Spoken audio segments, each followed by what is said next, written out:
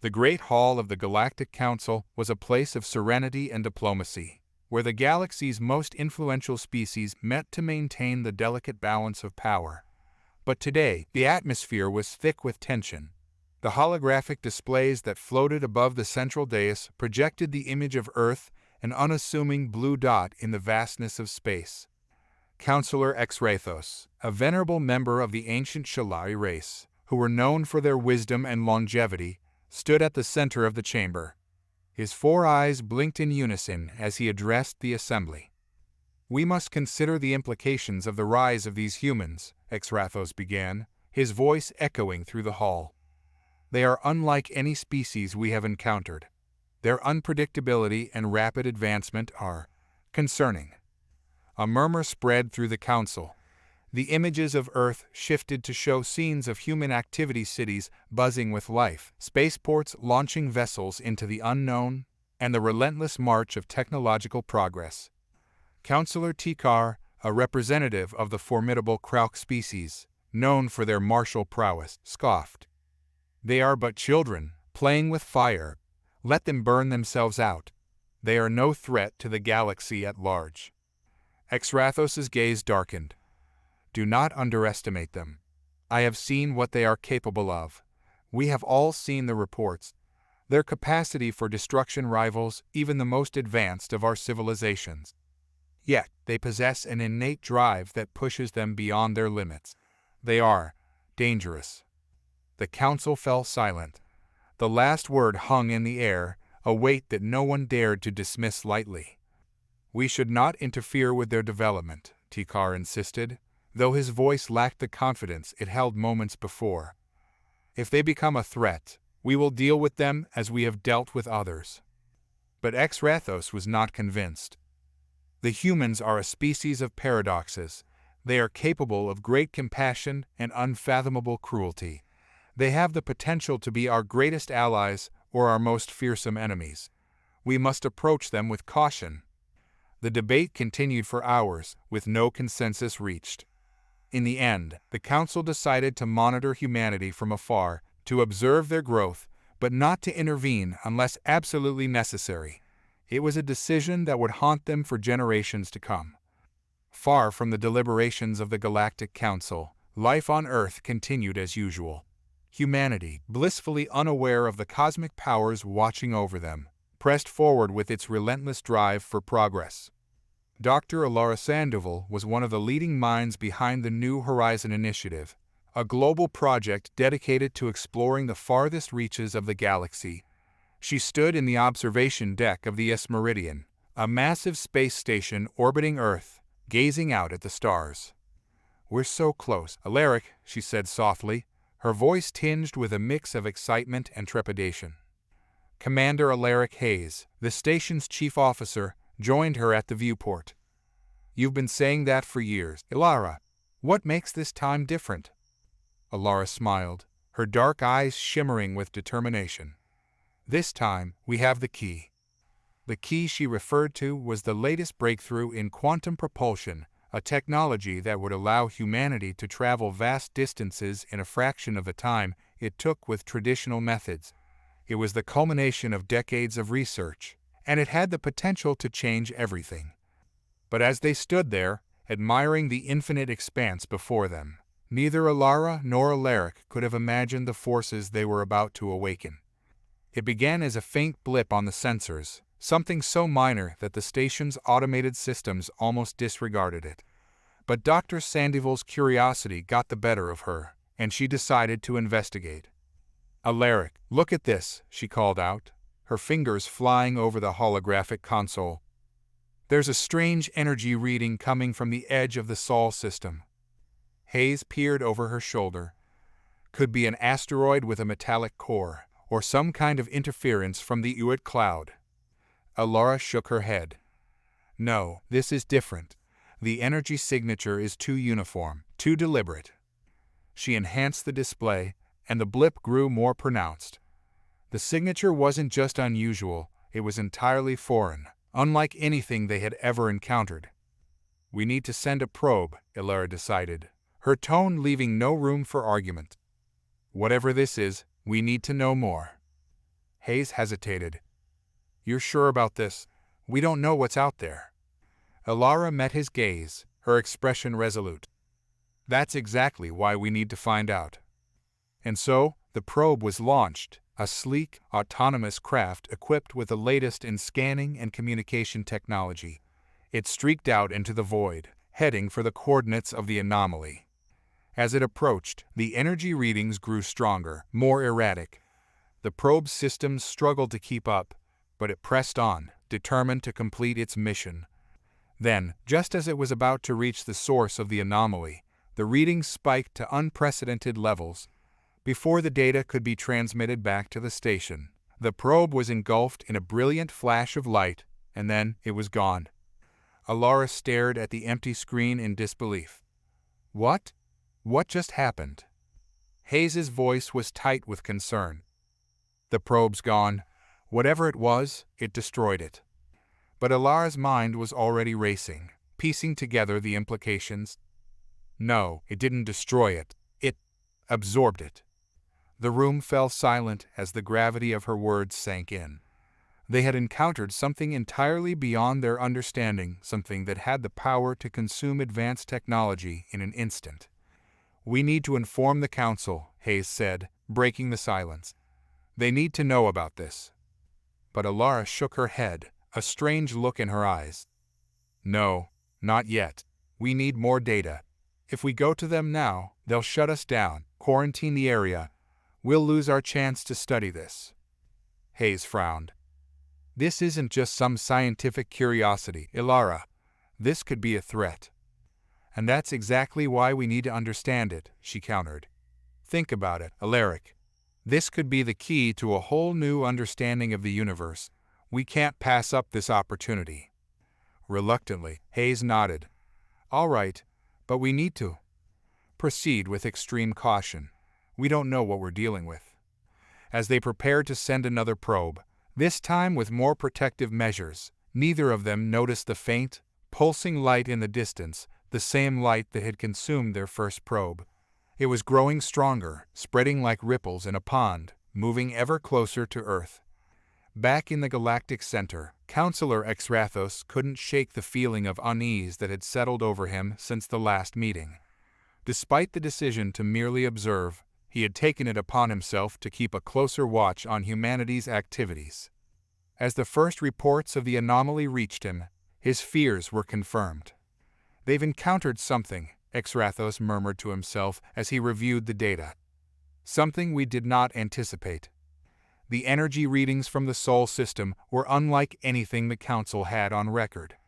The fact that the humans had managed to stumble upon it, whatever it was, only reinforced his belief that they were a species to be reckoned with.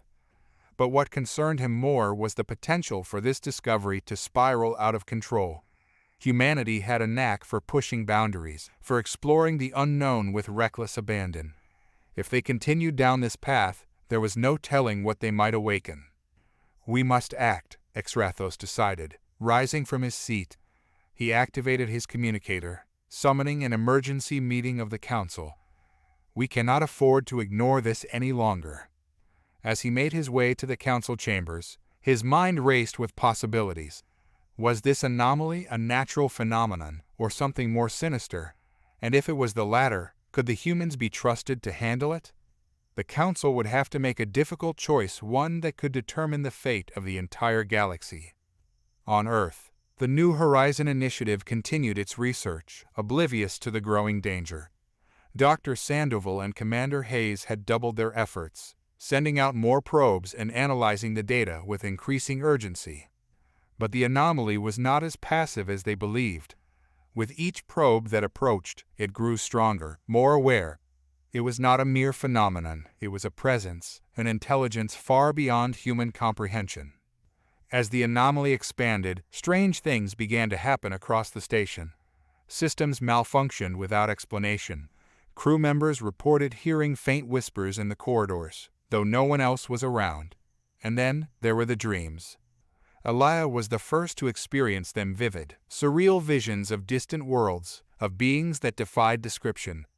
At first, she dismissed them as stress-induced hallucinations, but as they grew more frequent and more intense, she realized they were something else entirely. One night, as she lay in her quarters, unable to sleep, the dreams came again. But this time, they were different. She found herself standing on a barren planet, the sky a swirling mass of dark clouds. In the distance, she saw a figure tall, cloaked, and indistinct, as if it were made of shadows. The figure raised its hand, and the clouds parted, revealing a city unlike any she had ever seen. It was vast, sprawling across the horizon, its towers reaching into the sky. But it was not a city of light and life. It was a place of darkness, where the very air seemed to thrum with malevolence. "You have awakened us," the figure said, its voice a low rumble that echoed in her mind. "We have waited for eons, and now you have brought us forth."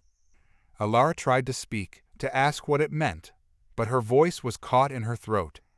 The figure began to dissolve, the city fading with it, until there was nothing left but the dark sky. "You cannot stop what is coming," the voice whispered, just before she woke. Gasping for breath, Elara sat up in bed, her heart pounding. The dream had felt so real, more real than anything she had ever experienced. She knew, with a certainty that chilled her to the bone, that it was not just a dream, it was a warning. The anomaly was not just a scientific curiosity, it was a doorway, one that humanity had inadvertently opened, and whatever lay on the other side was coming for them. The next morning, Elara wasted no time. She gathered her team and shared her concerns, though she left out the details of the dream. "We're dealing with something far beyond our understanding," she said, her voice steady despite the fear gnawing at her. "I believe this anomaly is not just a phenomenon, but a form of intelligence. It's growing stronger, and I think it's trying to communicate with us." The team exchanged uneasy glances. "What do you suggest we do?" Hayes asked. Elara took a deep breath. "We need to find a way to contain it, or at least slow its progression. If we don't, I fear it could spread beyond our control." "And if we can't contain it?" one of the engineers asked, his voice trembling. Elara met his gaze, her expression grim. "Then we'll have to consider more drastic measures." The station buzzed with activity as the team worked around the clock, devising a plan to contain the anomaly. But as they raced against time, they could not escape the feeling that they were merely delaying the inevitable. And far above them, in the heart of the galaxy, the Galactic Council met once more, their discussions growing more heated by the minute. Exrathos argued for intervention, while others insisted on continued observation. But the anomaly cared little for the Council's deliberations. It was awakening, and with it, the ancient forces that had lain dormant for millennia. As the first chapter draws to a close, the stage is set for a conflict that will span galaxies, testing the limits of humanity's resilience, ingenuity, and moral courage. The Galactic Council may have warned of the dangers humanity posed, but they had not foreseen the true threat that was now rising, one that could consume them all. And in the shadows of the universe, unseen eyes watched, waiting for the moment when the scales would tip and the battle for existence would begin. The Meridian was in disarray. Following the disappearance of the second probe, a palpable sense of unease settled over the crew. Rumors spread like wildfire, whispers of unknown entities and cosmic anomalies lurking in the far reaches of space. The once orderly and efficient station now felt like a powder keg, ready to explode at the slightest provocation. Commander Alaric Hayes had never seen morale so low. As he walked through the station's corridors, he could sense the fear in his crew, the way their eyes darted nervously, how conversations hushed as he passed. But he knew that fear, unchecked, could lead to chaos. He had to keep them focused, keep them moving forward. In the central command room, Hayes found Dr. Elara Sandoval poring over the latest data. Her face was pale, and dark circles had formed under her eyes, but there was a fire in her gaze, a determination to understand the unknown. "How's it looking?" Hayes asked, trying to keep his tone light, though the tension was evident. Elara glanced up, her expression grim. "Not good. Whatever this anomaly is, it's spreading. The energy readings are growing stronger, more erratic, and we're picking up signs of spatial distortions, tears, and the fabric of space-time." Spatial distortions? Hayes repeated, alarmed. That sounds like something out of a horror story. It's very real, Elara said, her voice flat. And it's getting worse. If we don't find a way to contain this soon, it could rip apart the entire system. Hayes leaned in closer, lowering his voice. Elara, the crew is on edge. They're scared, and honestly, so am I. But we need to keep this under control. What's our next move? Elara took a deep breath, organizing her thoughts. I've been working on a containment protocol. It's experimental, something we've never tried before, but it might buy us some time. We need to create a field that can isolate the anomaly, stabilize the spatial distortions, and prevent them from spreading. And if it doesn't work, then we'll be dealing with a situation far beyond our ability to control. Hayes nodded, feeling the weight of her words. Do what you need to do. I'll make sure the crew is ready. As Elara returned to her work, Hayes left the command room, his mind racing with the implications of their situation. They were venturing into uncharted territory, dealing with forces they barely understood. And while he trusted Elara's brilliance, he couldn't shake the feeling that they were on the edge of something catastrophic. Far across the galaxy, the Galactic Council convened in an emergency session. The chamber, usually a place of order and decorum, was now filled with raised voices and heated arguments. The recent reports from the Sol system had thrown the Council into disarray. Councillor Exrathos stood at the center of the chamber, his calm demeanor a stark contrast to the chaos around him. As the councillors debated, he remained silent, waiting for the right moment to speak. These humans have crossed a line, Councillor Tikar growled, his heavy brow furrowed. They've tampered with forces they can't comprehend. We must act now, before they unleash something that threatens us all. They don't know what they've awakened, Councillor Rieka of the Eamden added, her voice tinged with concern. But if we interfere now, we risk exposing ourselves to the same danger. Exrathos finally spoke, his voice cutting through the noise. This is not the first time we've faced a situation like this. We have dealt with similar anomalies before, though never on this scale.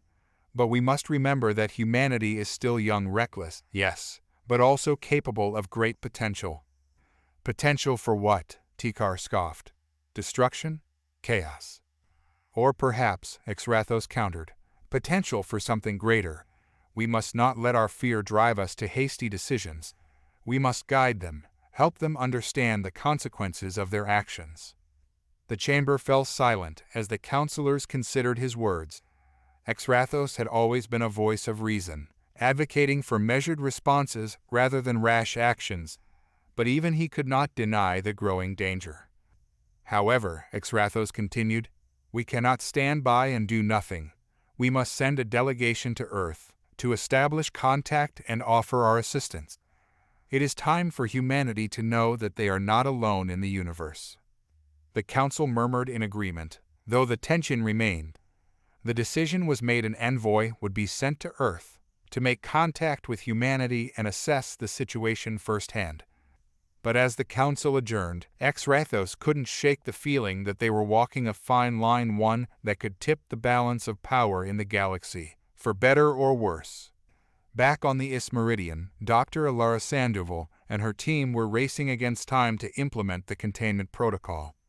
The energy readings from the anomaly were growing more intense, and the spatial distortions were spreading further into the system. The station's atmosphere was thick with tension as the crew worked tirelessly, their movements sharp and efficient. They knew the stakes: they were facing an unknown force that could potentially destroy everything they had worked for. Elara stood before a massive console, her fingers flying over the holographic interface as she monitored the data. Beside her, Commander Hayes watched, his expression grim. "We're almost ready," Elara said, though her voice lacked the usual confidence. "We just need to activate the containment field and stabilize the distortions." "How long will it take?" Hayes asked. "A few minutes, if everything goes according to plan," Elara replied, though she knew it was an optimistic estimate. The containment protocol was a complex system, designed to create a field around the anomaly and isolate it from the rest of space. It was based on theoretical models and simulations, none of which had ever been tested in real-world conditions. But they had no other options. "Do it," Hayes ordered, his voice steady despite the fear gnawing at him. Elara nodded and activated the protocol. The station hummed with energy as the containment field began to form, a shimmering barrier that surrounded the anomaly. The energy reading spiked, then slowly began to stabilize. For a moment, it seemed as though they had succeeded. But then, without warning, the anomaly reacted. A pulse of energy surged from the center of the anomaly, slamming into the containment field with incredible force. The station shuddered, alarms blaring as the field began to buckle under the strain. "Field integrity is failing," one of the engineers shouted, his voice barely audible over the din. Elara's heart pounded as she tried to compensate, rerouting power to the field's generators. "We need more power. Divert everything we have to the field." The lights flickered as the station systems redirected all available energy to the containment field. The shimmering barrier strengthened, holding against the anomaly's onslaught. But the anomaly was not done. It pulsed again, more violently this time, and the field began to crack, spiderweb-like fractures spreading across its surface. "We're losing it," the engineer cried out. Elara's hands trembled as she fought to maintain control, but it was no use. The containment field shattered with a blinding flash, sending a shockwave through the station. The force of the blast threw Elara and Hayes to the ground. The station systems went haywire, lights flickering, consoles sparking, and the hum of machinery turning into a deafening roar. As the dust settled, Elara struggled to her feet, her vision blurred and ears ringing. She looked around, trying to assess the damage. The containment field was gone, and the anomaly was expanding, its energy rippling outwards, consuming everything in its path. "We've failed," Elara whispered, the words barely escaping her lips. "We couldn't contain it." Hayes pulled himself up beside her, his expression grim. "We need to evacuate the station. Get everyone out before it's too late." Elara shook her head, her mind racing. "No, we can't just abandon the station. We need to find another way to stop this. Elara, if we stay here, we'll be caught in the anomaly's expansion. We'll all be killed." But Elara was already moving, her mind locked onto a new idea, a last-ditch effort to stop the anomaly before it consumed them all. "We need to reverse the field," she said, her voice filled with a desperate urgency. "If we can create an inverse field, we might be able to contain the anomaly from within, collapsing it in on itself." "That's insane," Hayes said, but there was a spark of hope in his eyes. "Can it work?" "It has to," Elara replied, her voice shaking. "It's our only chance." With no time to lose, Elara and her team scrambled to implement the new plan. They rerouted the station's remaining power to the generators, reconfiguring the field to create a reverse polarity. As the station groaned under the strain, Elara activated the inverse field. The air crackled with energy as the new field formed, wrapping around the anomaly like a cocoon. For a moment, it seemed to work. The anomaly's expansion slowed, its energy being drawn inward by the reverse field. But then, just as quickly, the anomaly fought back. A massive surge of energy erupted from the center of the anomaly, tearing through the inverse field and sending shockwaves through the station.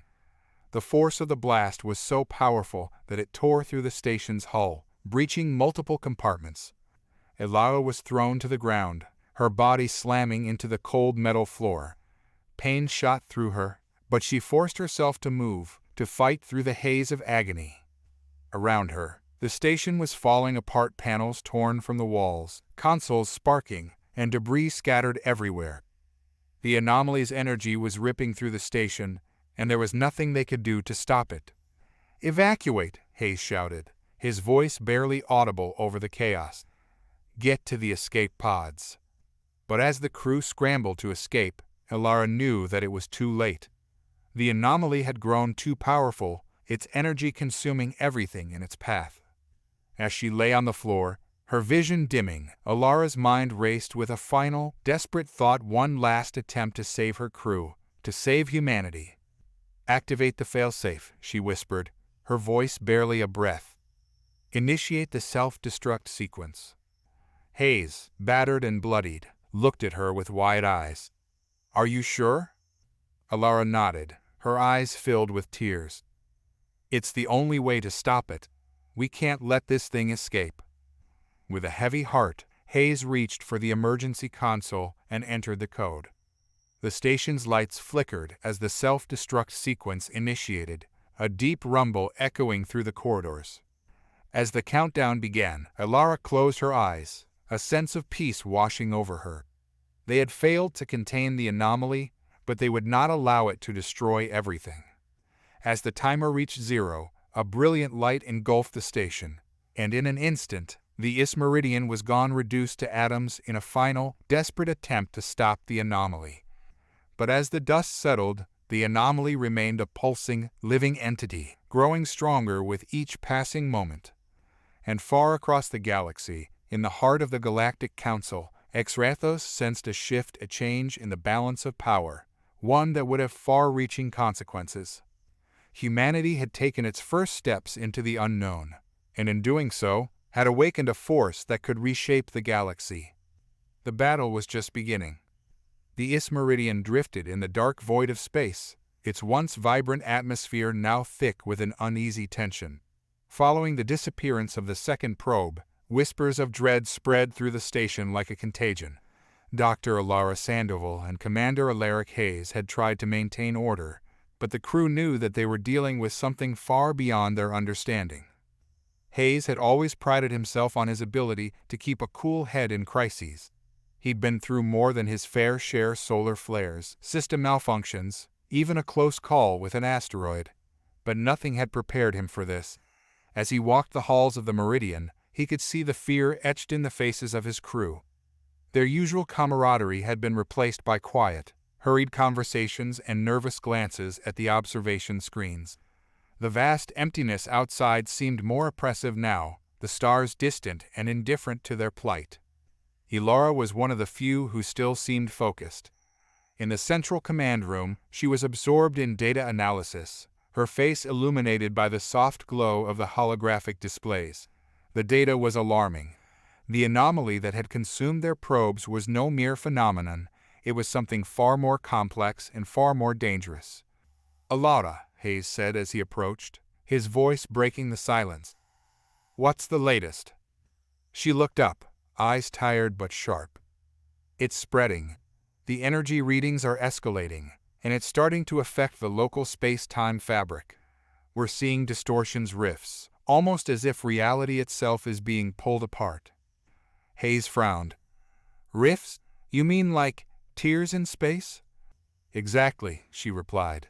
"It's as if the anomaly is destabilizing the very fabric of space-time around it.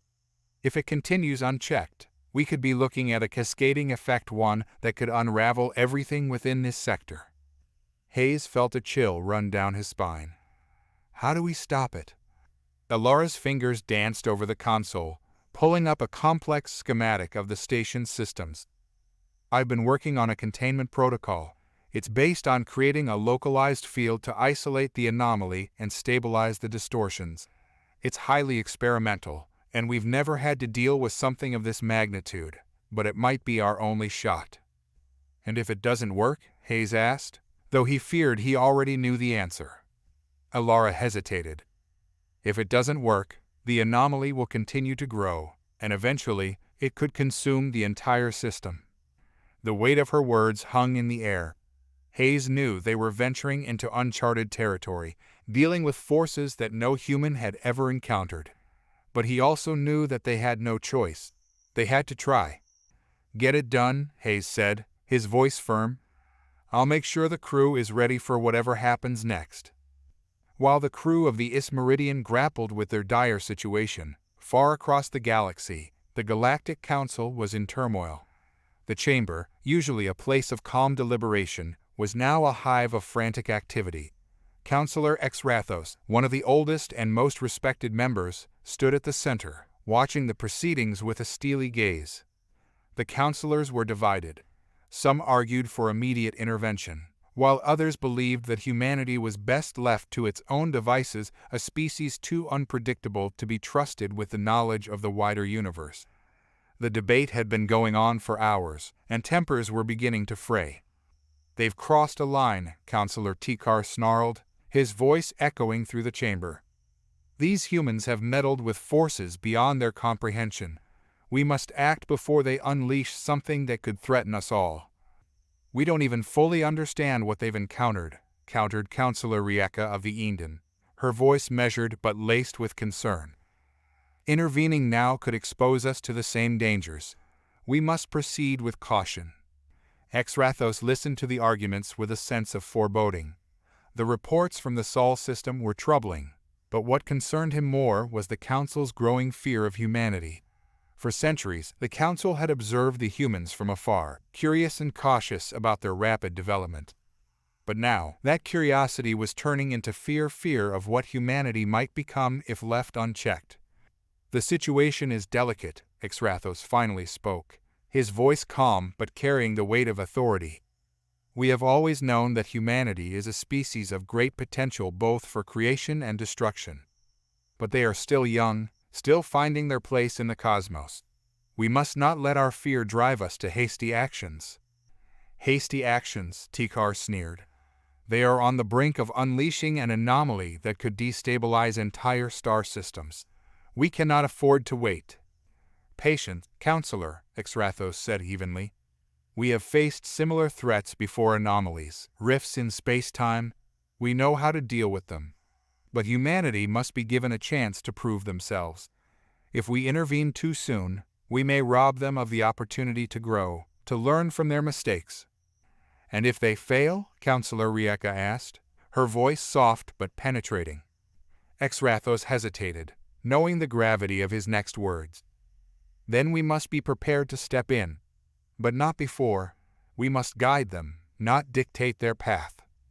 The counselors fell silent, considering his words. Exrathos knew that the decision they made today would shape the future of the galaxy. If they acted too soon, they risked pushing humanity into a corner, forcing them to act out of desperation. But if they waited too long, the consequences could be catastrophic. After a long pause, the Council reached a decision. They would send an envoy to Earth not to intervene directly, but to establish contact, to offer guidance. It was a delicate balance, but one that Exrathos believed was necessary. As the Council adjourned, Exrathos couldn't shake the feeling that they were on the precipice of something far greater than they understood. The anomaly in the Sol system was just the beginning. Humanity was awakening to the true nature of the universe, and with that awakening came both great danger and great potential. Back on the Meridian, the crew was preparing for the containment protocol.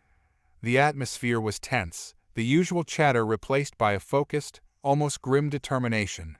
They knew what was at stake. Failure was not an option.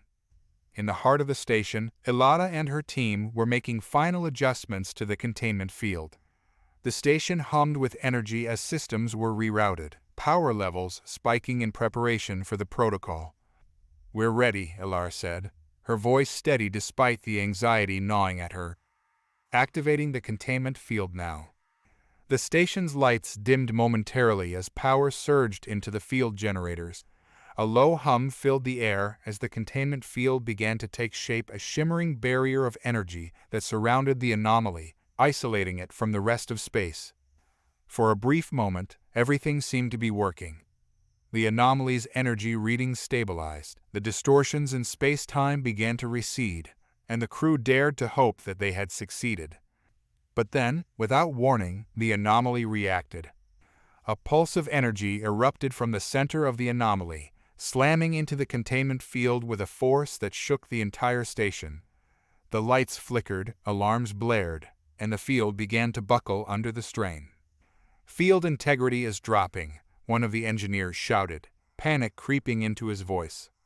"Divert more power to the generators," Elara ordered, her fingers flying over the controls as she tried to compensate for the sudden surge. The station groaned as power levels spiked, the containment field flickering as it struggled to hold. The anomaly pulsed again, more violently this time, and the field began to crack, fractures spreading across its surface like a spider's web. "We're losing it," the engineer cried out. Elara's heart raced as she fought to keep the field stable, but it was no use. The containment field shattered with a blinding flash, sending a shockwave through the station. Hayes, who had been monitoring the situation from the command center, was thrown to the ground by the force of the blast. The station systems went haywire, lights flickering, consoles sparking, and the steady hum of machinery turning into a deafening roar. As the dust settled, Elara struggled to her feet, her body aching from the impact. She looked around at the chaos, panels torn from the walls, debris scattered across the floor, and the anomaly, now free from containment, growing larger by the second. "We've failed," Elara whispered, the words barely audible over the alarms. "We couldn't contain it." Hayes pulled himself up beside her, his face pale but resolute. "We need to evacuate the station. Get everyone to the escape pods before it's too late." Elara shook her head, her mind racing. "No, we can't just abandon the station. If we leave now, there's no telling what this anomaly could do." "Elara, we're out of time," Hayes insisted. "We have to think about the crew. If we stay here, we'll be caught in the anomaly's expansion." But Elara was already working on a new plan, her mind locking onto a desperate idea, a last-ditch effort to stop the anomaly before it could spread any further. "Activate the self-destruct sequence," she said, her voice firm. Hayes stared at her in shock. "You're serious? You want to blow up the station?" "It's the only way," Elara said, her eyes filled with determination. "We can't let this thing escape. If we destroy the station, the explosion might be enough to destabilize the anomaly and stop it from growing." Hayes hesitated, the weight of her words sinking in. But he knew she was right. They couldn't let the anomaly reach the wider galaxy. It was a threat too great to ignore. "All right," Hayes said, his voice heavy. "Let's do it." The station's self-destruct sequence was a measure of last resort, designed to prevent any potential catastrophe from spreading beyond the station's walls. As Elara and Hayes initiated the sequence, the station's AI announced the countdown: 10 minutes until detonation. The crew, already on edge, scrambled to reach the escape pods. Panic was setting in as they realized that this was it, the end of the Ismeridian. The station that had been their home, their sanctuary, was now a ticking time bomb. Elara and Hayes remained in the command center, making sure that the self-destruct sequence proceeded smoothly. They knew they had to be the last to leave, ensuring that the station's destruction would be complete. 5 minutes until detonation, the AI announced. Hayes turned to Elara, his expression somber. "It's time to go." Elara nodded, but her gaze lingered on the screens displaying the anomaly. It was still growing, still pulsing with energy that defied explanation. Even now, on the brink of destruction, she couldn't help but feel a pang of regret. They had come so far, learned so much, only to end it all in fire and ruin. "Come on," Hayes urged, pulling her away from the console. "We have to go." They ran through the corridors of the station, the once familiar surroundings now twisted and broken. The station's hull groaned under the strain of the anomaly's energy, and the walls seemed to close in around them as they raced to the escape pods. 1 minute until detonation, the AI warned as they reached the escape pod bay. The last of the crew had already boarded, the pod sealing shut as they prepared to launch. Elara and Hayes jumped into the final pod, securing themselves as the hatch closed behind them. As the pod launched, shooting away from the station, Elara watched through the viewport as the Ismeridian grew smaller and smaller. The station's lights flickered, the energy surging through it building to a critical point. And then, in a blinding flash, the Ismeridian was gone, obliterated in a massive explosion that sent shockwaves through space. Elara closed her eyes, a sense of finality washing over her. They had done it. The station was destroyed, and with it, the anomaly, or so she hoped. But as their escape pod drifted through the debris, Elara felt a deep, unsettling sensation in her gut. Something was wrong. She opened her eyes, staring out into the void where the station had been. The debris was still settling, the aftermath of the explosion slowly dispersing. But there, at the center of the destruction, was a faint, pulsing light. The anomaly was still there, smaller, weakened, but still very much alive. Elara's heart sank. They had failed. The anomaly had survived, and now it was free to grow, to expand, to consume everything in its path. And as the escape pod floated in the vast emptiness of space, Elara realized that this was only the beginning. The anomaly was a harbinger, a sign of things to come. Humanity had awakened something far beyond their understanding, and now they would have to face the consequences. Certainly, here's a more detailed and expanded version of Chapter 3. The explosion of the Ismeridian was a spectacle of cosmic proportions, a blinding burst of light that momentarily turned the dark expanse of space into a canvas of fiery brilliance. The shockwaves spread outward, disrupting the serene emptiness and scattering debris across the void. The once thriving station, now a ruin, left behind a trail of twisted metal and fractured dreams. Inside the escape pods, the survivors huddled together, their faces illuminated by the faint glow of their instruments. Elara Sandoval sat in her pod, her gaze fixed on the distant, fading light of the anomaly. The space around them was eerily quiet, save for the occasional creak of the pod's metal framework and the rhythmic hum of its engines. She felt a sinking feeling in her chest as she stared at the anomaly's afterimage. The explosion had reduced its size, but it remained a pulsing beacon in the void, a grim reminder of their failure. The same unsettling glow that had haunted their final moments on the Ismeridian was still present, casting an ominous shadow over their situation. Beside her, Alaric Hayes was a picture of grim resolve. He had always been the station's anchor in turbulent times, the one who could be relied upon to make tough decisions. But now, his usually unwavering confidence was tested, and Elara could see the strain etched into his features. His eyes, once filled with determination, were now clouded with the weight of their failure. "We did everything we could," Elara said quietly, her voice barely above a whisper. Her words were more for her own sake than for Hayes, a futile attempt to reconcile with their actions. Hayes didn't respond immediately.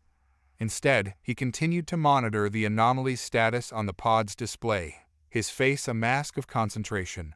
After a long pause, he finally spoke. "It's not over. We're not done yet." Elara turned to him, her confusion evident. "What do you mean? The station is gone. The anomaly is still there. What else can we do?" Hayes's eyes remained locked on the display. "We need to warn Earth. They need to know what's coming." The gravity of his statement settled heavily on Elara. Their mission had gone catastrophically wrong, and now they were left to grapple with the consequences. The realization that Earth was unprepared for the threat they had inadvertently unleashed was a heavy burden to bear. The escape pods, with their minimal propulsion systems, were now on a slow trajectory back to Earth. The journey was fraught with tension, the isolation of space amplifying every thought and fear. The crew had lost their station, their mission, and their sense of normalcy. They were now prisoners of their own making, adrift in the cold vastness of space. As the days turned into weeks, the crew adapted to their new reality. The routine of their daily lives became a somber ritual, each member dealing with their grief and anxiety in their own way. Elara spent countless hours poring over the data they had salvaged from the Ismeridian. The anomaly was a phenomenon of unprecedented complexity. Its energy signatures were erratic, defying conventional understanding, and its potential consequences were far beyond their grasp. Hayes, on the other hand, focused on preparing their message to Earth. He worked tirelessly to draft a comprehensive report, detailing the anomaly's properties and the potential threats it posed. He knew that conveying the urgency of the situation was crucial. Earth needed to be prepared for the possibility of an imminent catastrophe. The crew's isolation took a toll on their morale. With each passing day, the weight of their mission's failure grew heavier. The silence of space, once a soothing balm, now felt like an oppressive cloak. The crew's interactions became terse, their conversations laden with unspoken fears and regrets. One night, as Elara sat alone in the observation bay of the pod, she found herself lost in thought. The stars outside seemed to mock her, their distant light a stark contrast to the darkness she felt inside. The anomaly's persistent glow in the distance was a constant reminder of their failure, a wound that refused to heal. Her reverie was interrupted by the soft sound of footsteps. Hayes appeared beside her, his face etched with the same weariness that had become a constant companion. "Couldn't sleep?" he asked quietly, his voice a gentle murmur against the backdrop of the void. Elara shook her head, her gaze never leaving the stars. "It's hard to sleep when you're not sure if you'll wake up in the same universe." Hayes settled into the seat beside her, his expression somber. "Yeah, I get that." They sat together in silence, each lost in their own thoughts. The enormity of their situation was a heavy burden, and the sense of isolation was almost unbearable.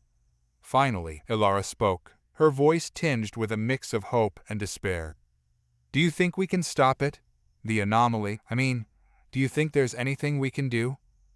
Hayes was silent for a long moment, his eyes fixed on the faint glow of the anomaly.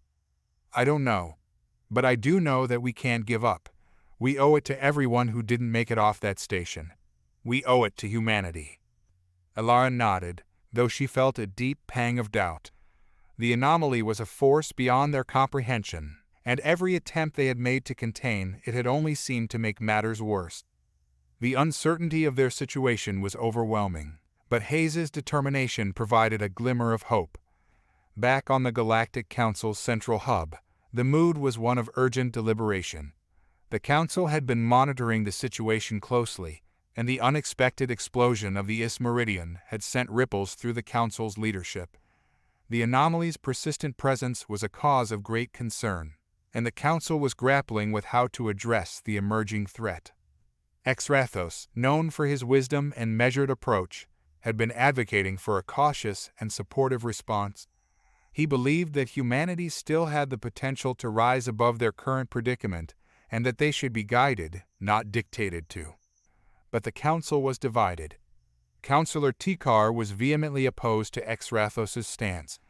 His anger and frustration were evident as he spoke. "This is a disaster of their own making," Tikar argued. His voice was sharp, cutting through the discussions with a note of indignation. "We warned them about tampering with forces beyond their understanding. Now they have unleashed something that could endanger the entire galaxy. We cannot afford to be passive." Exrathos maintained his composure, though the tension in the room was palpable. "Humanity is still a young species. They have made grave mistakes, but they are also capable of growth and learning. If we intervene too harshly, we risk alienating them and potentially exacerbating the situation. We must offer them guidance, not impose our will upon them." Tikar's eyes narrowed. "And what if they refuse our help? What if they choose to ignore our warnings and continue on their path of destruction? What then, Exrathos?" Exrathos met his gaze with a steady, unwavering look. "If it comes to that, we will have to take more drastic measures. But until then, we must give them the chance to find their own way." The Council was engulfed in heated debate, with members weighing the risks and benefits of intervention. The decision was not clear-cut, and the urgency of the situation demanded careful consideration. Ultimately, the Council agreed to send a delegation to Earth, offering their assistance in dealing with the anomaly. It was a risky move, one that could either foster cooperation or deepen the divide between humanity and the Council. As the escape pods neared Earth, the crew began preparing for their re-entry into the familiar world they had left behind. The reality of their situation was sinking in. The Meridian was gone, and the anomaly still posed a significant threat. They were tasked with delivering a warning that could have profound implications for the future of humanity and the galaxy. The communication link with Earth was established, and the familiar voice of the mission director crackled over the pod speakers. "Meridian, this is Earth. We've been tracking your progress. We're glad to see you're still with us. What's your status?" Hayes took a deep breath, his expression resolute. "Mission Control, this is Commander Hayes. The Meridian has been destroyed. The anomaly is still active and growing. We need immediate assistance and a full-scale response.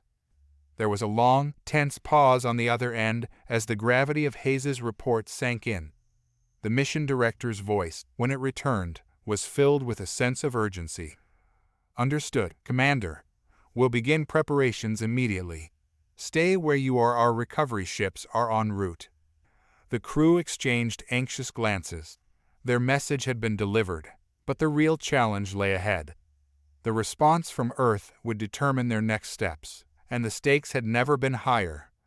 As the escape pods entered Earth's atmosphere, the crew braced themselves for the transition from the vast emptiness of space to the bustling activity of their home planet. The sight of Earth, with its vibrant colors and familiar landscapes, was a bittersweet reminder of what they had fought to protect.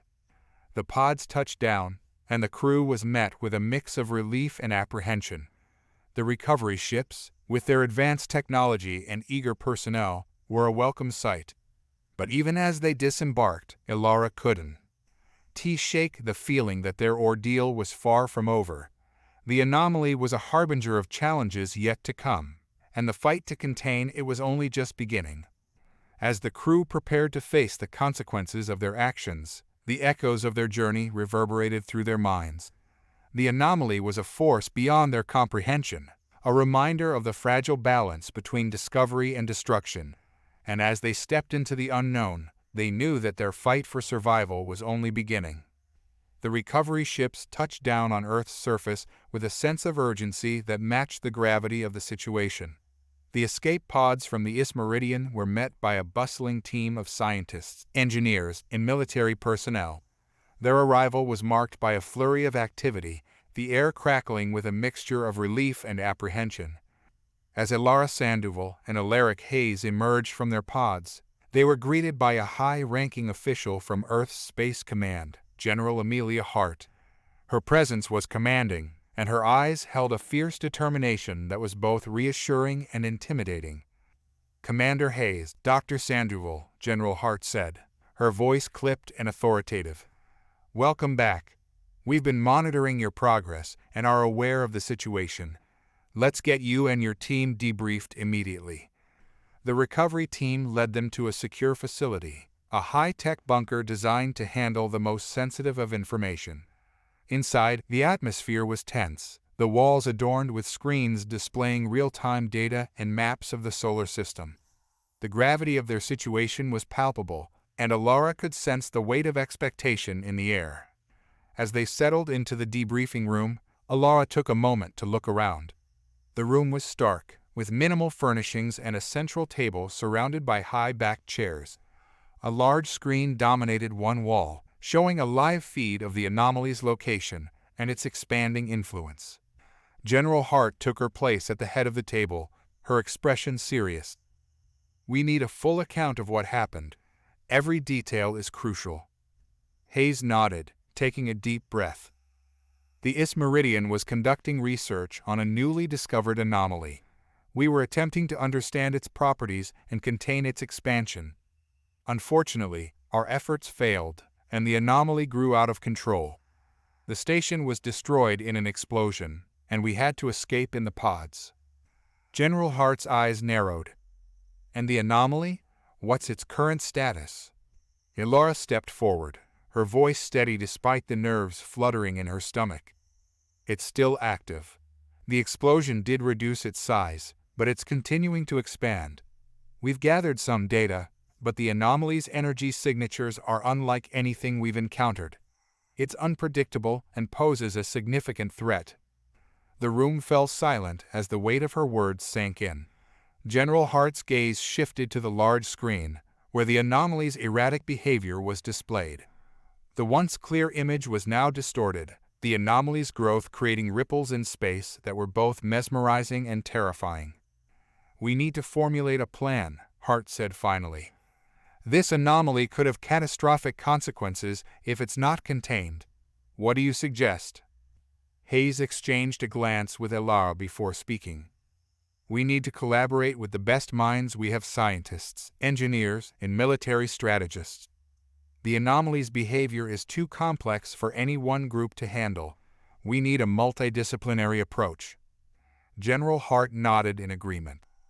I'll assemble a task force to address the situation. In the meantime, you two need to rest and recover. You've been through a lot. Over the next few days, the facility was transformed into a hub of activity. The task force, composed of top scientists, engineers, and military strategists, worked around the clock to develop a plan to address the anomaly. The air was filled with the hum of machines and the murmur of heated discussions. Elara and Hayes were integrally involved in the planning process. Elara's expertise in anomaly research made her a valuable asset, while Hayes's experience in crisis management and tactical operations was crucial for coordinating the response efforts. The facility's war room was a flurry of activity, with holographic displays projecting detailed maps and data streams. Teams of specialists pored over simulations and models, trying to predict the anomaly's future behavior and devise strategies for containment. Elara found herself deep in discussion with Dr. Rajiv Patel, a leading astrophysicist. The anomaly's energy readings are fluctuating unpredictably, she said, pointing to a graph on the screen.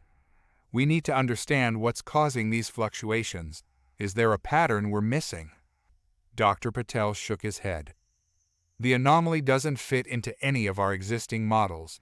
It's as if it's defying the known laws of physics. We need more data to make any sense of it. Across the room, Hayes was engaged in a strategy session with General Hart and Colonel Sarah Donovan, a seasoned military strategist. We need to consider both containment and evacuation plans, Hayes was saying. The anomaly's expansion could potentially reach critical infrastructure. We need to be prepared for all scenarios. Colonel Donovan nodded, her expression thoughtful. I agree. We should prioritize securing key locations and develop a rapid response force to address any immediate threats. We also need to communicate with international partners and ensure that they're prepared. The discussions were intense, and every possible angle was explored. The team faced a daunting task, devising a strategy that would not only contain the anomaly but also mitigate its impact on Earth and the surrounding space. Amidst the whirlwind of planning, Elara stumbled upon a breakthrough. Late one night, while sifting through the data logs from the Meridian, she noticed an anomaly in the anomaly. There were subtle, almost imperceptible patterns in the data that hinted at an underlying structure. Excited by her discovery, she rushed to the war room to share her findings with Hayes and the rest of the team. The room was quiet, the only sound being the soft hum of machinery. Hayes, General Hart, I think I've found something, Elara said, her voice urgent. She projected the data onto the large screen. Look at these fluctuations. There's a recurring pattern here that we hadn't seen before. Hayes leaned in, his eyes narrowing as he studied the data. Are you saying the anomaly has a structure? Elara nodded. It's not just a random disturbance. There's a rhythmic element to it. If we can decipher this pattern, we might be able to predict its behavior and develop a targeted containment strategy. General Hart's eyes lit up with a glimmer of hope. This could be a game changer. If we can understand the anomaly's patterns, we might be able to develop a more effective response. The team worked through the night, analyzing the data and developing new simulations based on Elara's findings. As dawn approached, they began to piece together a clearer picture of the anomaly's behavior. The anomaly was revealed to have a cyclical pattern of expansion and contraction. It pulsed with a regularity that suggested an underlying force driving its behavior. This insight was crucial. It meant that they could anticipate its movements and potentially find a way to mitigate its impact. With the new understanding of the anomaly's behavior, the task force shifted its focus to developing a containment strategy. The team worked tirelessly to refine their approach, creating simulations and testing different scenarios to find the most effective solution. The plan involved a multifaceted approach, deploying containment fields to manage the anomaly's expansion, using advanced technology to stabilize the surrounding space, and preparing for potential evacuation and relocation of affected areas. As the final details of the plan were ironed out, the team prepared for a crucial test. They would need to deploy a prototype containment field near the anomaly to assess its effectiveness and make any necessary adjustments. Elara and Hayes were at the forefront of the operation. They coordinated with the engineers and military personnel, ensuring that every aspect of the deployment was carefully planned and executed. The day of the test arrived, and the team assembled at the deployment site, a remote location where they could safely observe the containment field's effects. The anomaly loomed in the distance, its eerie glow casting long shadows across the landscape. The containment field was activated, and the team watched with bated breath as the energy pulses from the anomaly interacted with the field.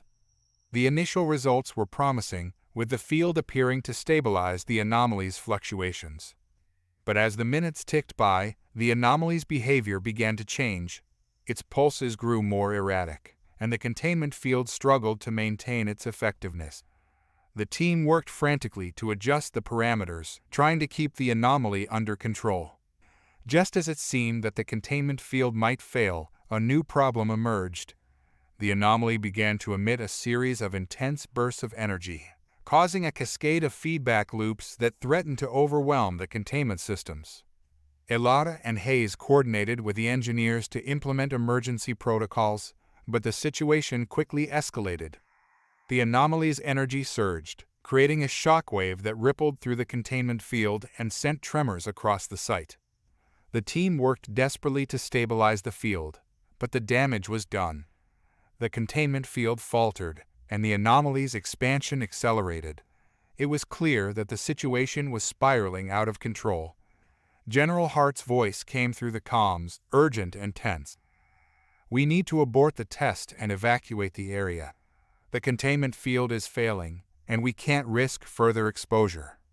The team scrambled to evacuate, moving swiftly to ensure that everyone was safely away from the site. As they retreated, Elara and Hayes watched in dismay as the anomaly continued to grow, its once contained pulses now spreading uncontrollably. Back at the facility, the mood was one of frustration and urgency. The test had failed, and the anomaly's continued expansion was a stark reminder of the challenges they faced. The team regrouped, their spirits dampened, but their resolve unshaken. Elara and Hayes debriefed with General Hart and the rest of the task force, analyzing the results of the test and discussing the next steps. Despite the setback, there was a renewed sense of determination to find a solution. "We've learned a lot from this test," Elara said, her voice steady. "The anomaly's behavior is even more complex than we initially thought. We need to re-evaluate our approach and refine our containment strategy." General Hart nodded in agreement. "We'll take this as a learning experience and adapt our plan accordingly. We can't afford to give up now. The stakes are too high." As the team began to regroup and rework their strategy, a glimmer of hope emerged. Elara's breakthrough had provided valuable insights into the anomaly's behavior, and the task force was committed to using this knowledge to develop a more effective response. The aftermath of the failed containment test left the task force grappling with a mix of frustration and urgency.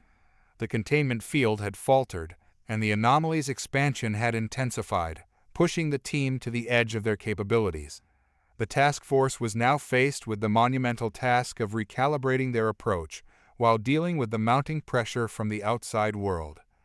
Elara Sandoval and Alaric Hayes were deep in discussion in the strategy room, their faces etched with fatigue but also determination. The holographic displays around them continued to project data streams, anomalies, and simulations, but the persistent problem remained: how to stabilize the anomaly before it reached critical mass. "We've been working around the clock," Elara said, rubbing her temples. "But the more we learn, the more it feels like we're only scratching the surface." Hayes nodded, his expression grim. "The anomaly is evolving faster than we can adapt. It's almost as if it's learning from our attempts to contain it." The room was filled with the hum of activity as scientists, engineers, and military personnel collaborated on new strategies. General Amelia Hart was busy coordinating the logistical aspects of the operation, ensuring that resources were allocated efficiently and that the team remained focused on their objectives. Commander Hayes, Dr. Sandoval, General Hart's voice cut through the din of the room. I need a status update. How soon can we expect a revised containment plan? Hayes glanced at Elara before responding. We're making progress, but it's slow. The anomaly's behavior is unpredictable, and our previous strategies haven't been effective.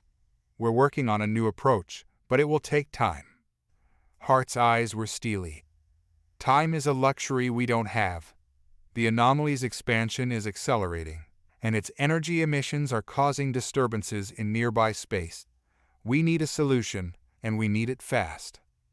As the pressure mounted, Elara and Hayes were forced to reevaluate their approach.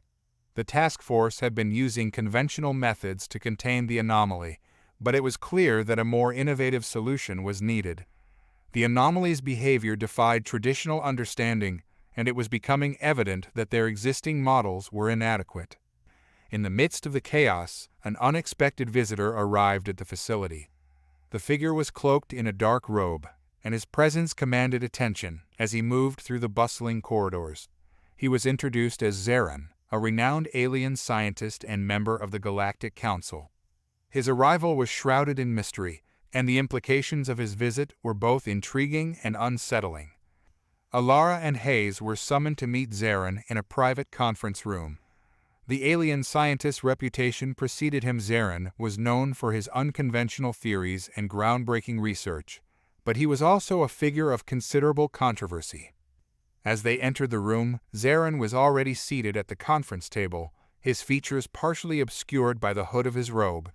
His eyes, a deep shade of blue, glowed faintly as he regarded them with a mixture of curiosity and seriousness. Dr. Sandoval, Commander Hayes, Zarin said, his voice carrying an otherworldly resonance. I've been following your progress with great interest. The anomaly you've encountered is unlike anything we've seen before. Hayes took the lead, his voice steady despite the uncertainty. We appreciate your assistance, Zarin. We're facing significant challenges in containing the anomaly, and we're open to any insights you can provide. Zarin inclined his head slightly. The anomaly is a complex and volatile phenomenon. It defies conventional understanding, and its behavior suggests that it is not merely a physical entity, but also a manifestation of more fundamental forces. Elara's curiosity was piqued. What do you mean by fundamental forces? Zarin's gaze shifted to the holographic display, where the anomaly's data was projected. The anomaly appears to be a convergence of energy patterns that exist outside the typical framework of known physics.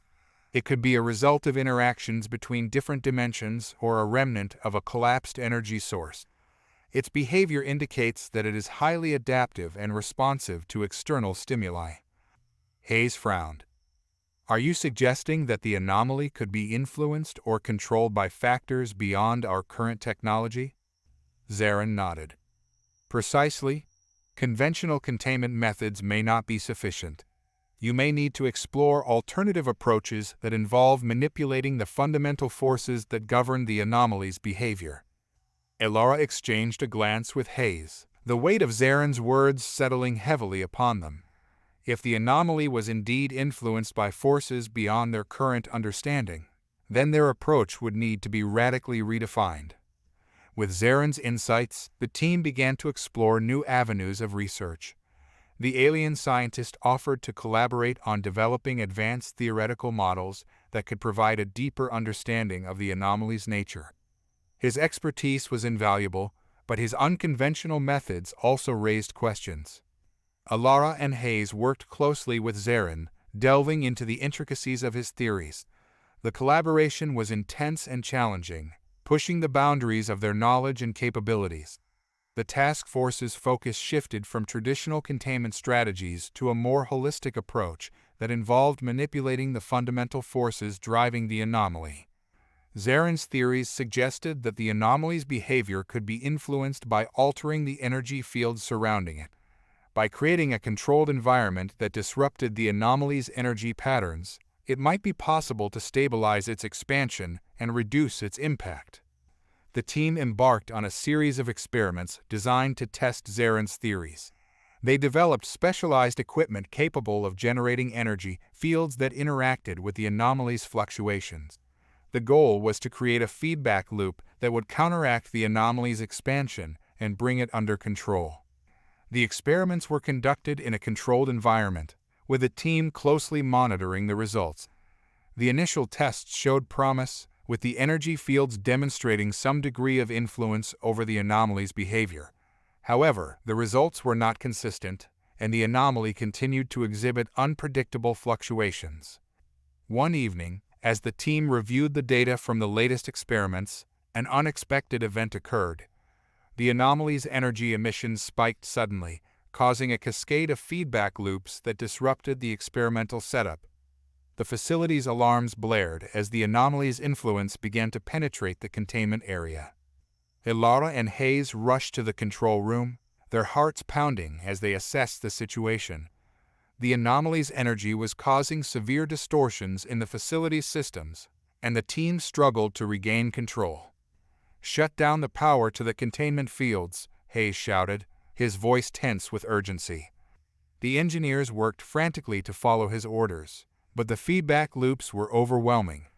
The facility's systems were under severe strain, and it was becoming increasingly difficult to manage the anomaly's influence. As the team fought to stabilize the situation, Zaren's voice came through the comms, calm and composed. "The anomaly is reacting to our efforts in real time. Its behavior is highly adaptive. We need to modify our approach to account for its increased sensitivity." Alara's mind raced as she tried to make sense of Zaren's words. The anomaly's reaction was more intense than anticipated, and it was clear that their previous strategies were no longer effective. Suddenly, a new pattern emerged on the data displays a series of complex waveforms that seemed to correlate with the anomaly's fluctuations. The team's eyes widened as they realized that these waveforms might provide a key to understanding the anomaly's behavior. "What are those waveforms?" Elara asked, her voice filled with curiosity. Zaren's response was thoughtful. "These waveforms appear to be a form of communication or resonance. The anomaly may be responding to specific frequencies or patterns. If we can decipher this communication, we might gain insights into its behavior and find a way to influence it more effectively." The discovery was both exciting and daunting. If the anomaly was indeed using a form of communication or resonance, it could open up new possibilities for containment and control. The team was faced with the challenge of deciphering these waveforms and integrating this new understanding into their containment strategy. The stakes were higher than ever. The anomaly's expansion continued to accelerate, and the pressure to find a solution was mounting. The task force worked around the clock, analyzing the waveforms and developing new strategies based on Zaren's insights. Elara and Hayes were at the forefront of this effort, their exhaustion matched only by their determination. The collaboration with Zaren was proving to be a double-edged sword. While his expertise offered valuable insights, the unorthodox nature of his methods added an element of uncertainty. The team faced numerous setbacks as they attempted to integrate the new theories into their containment plan. The anomaly's behavior remained unpredictable, and the waveforms continued to defy easy interpretation. Every breakthrough was met with new challenges, and the pressure to deliver results was relentless. In the midst of the chaos, Elara received a message from General Hart. "Dr. Sandoval, Commander Hayes, we've received reports of increased activity in nearby space. The anomaly's influence is causing disturbances in other regions. We need to accelerate our efforts to address this situation."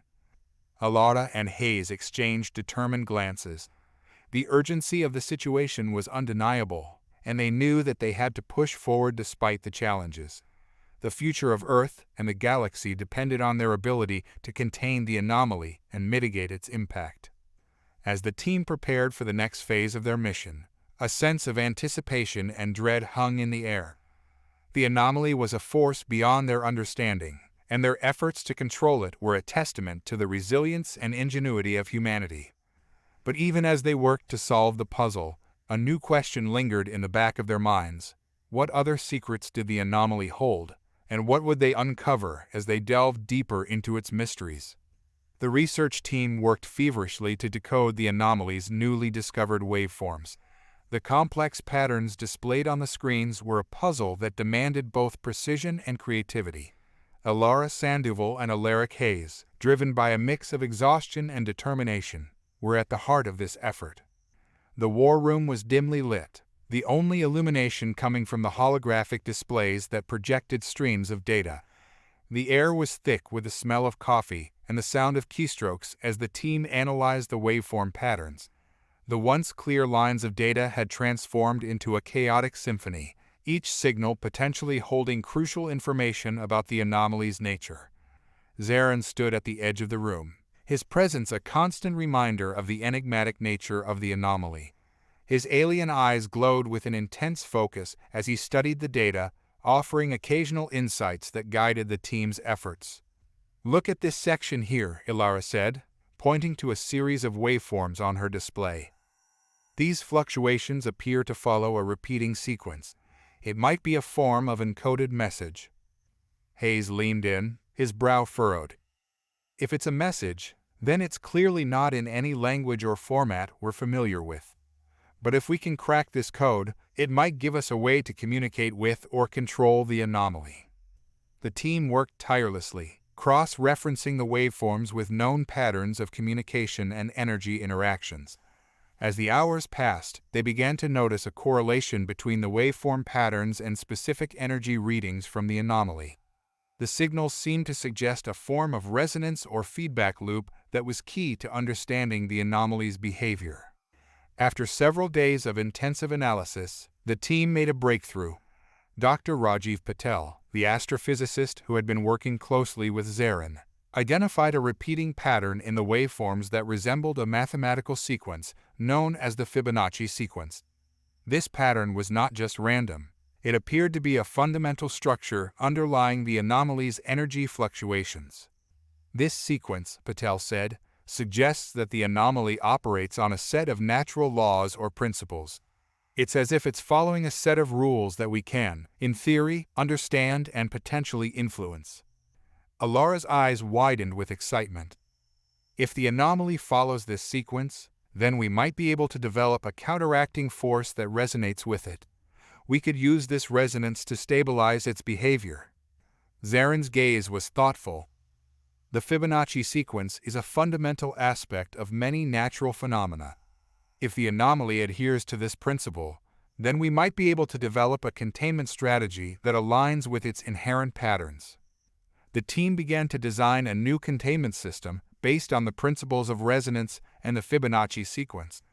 The goal was to create a field that would interact harmoniously with the anomaly's energy patterns, effectively neutralizing its destabilizing effects. The development of the new containment system was a meticulous process. The team engineered a prototype that utilized advanced technology to generate resonance fields matching the Fibonacci sequence.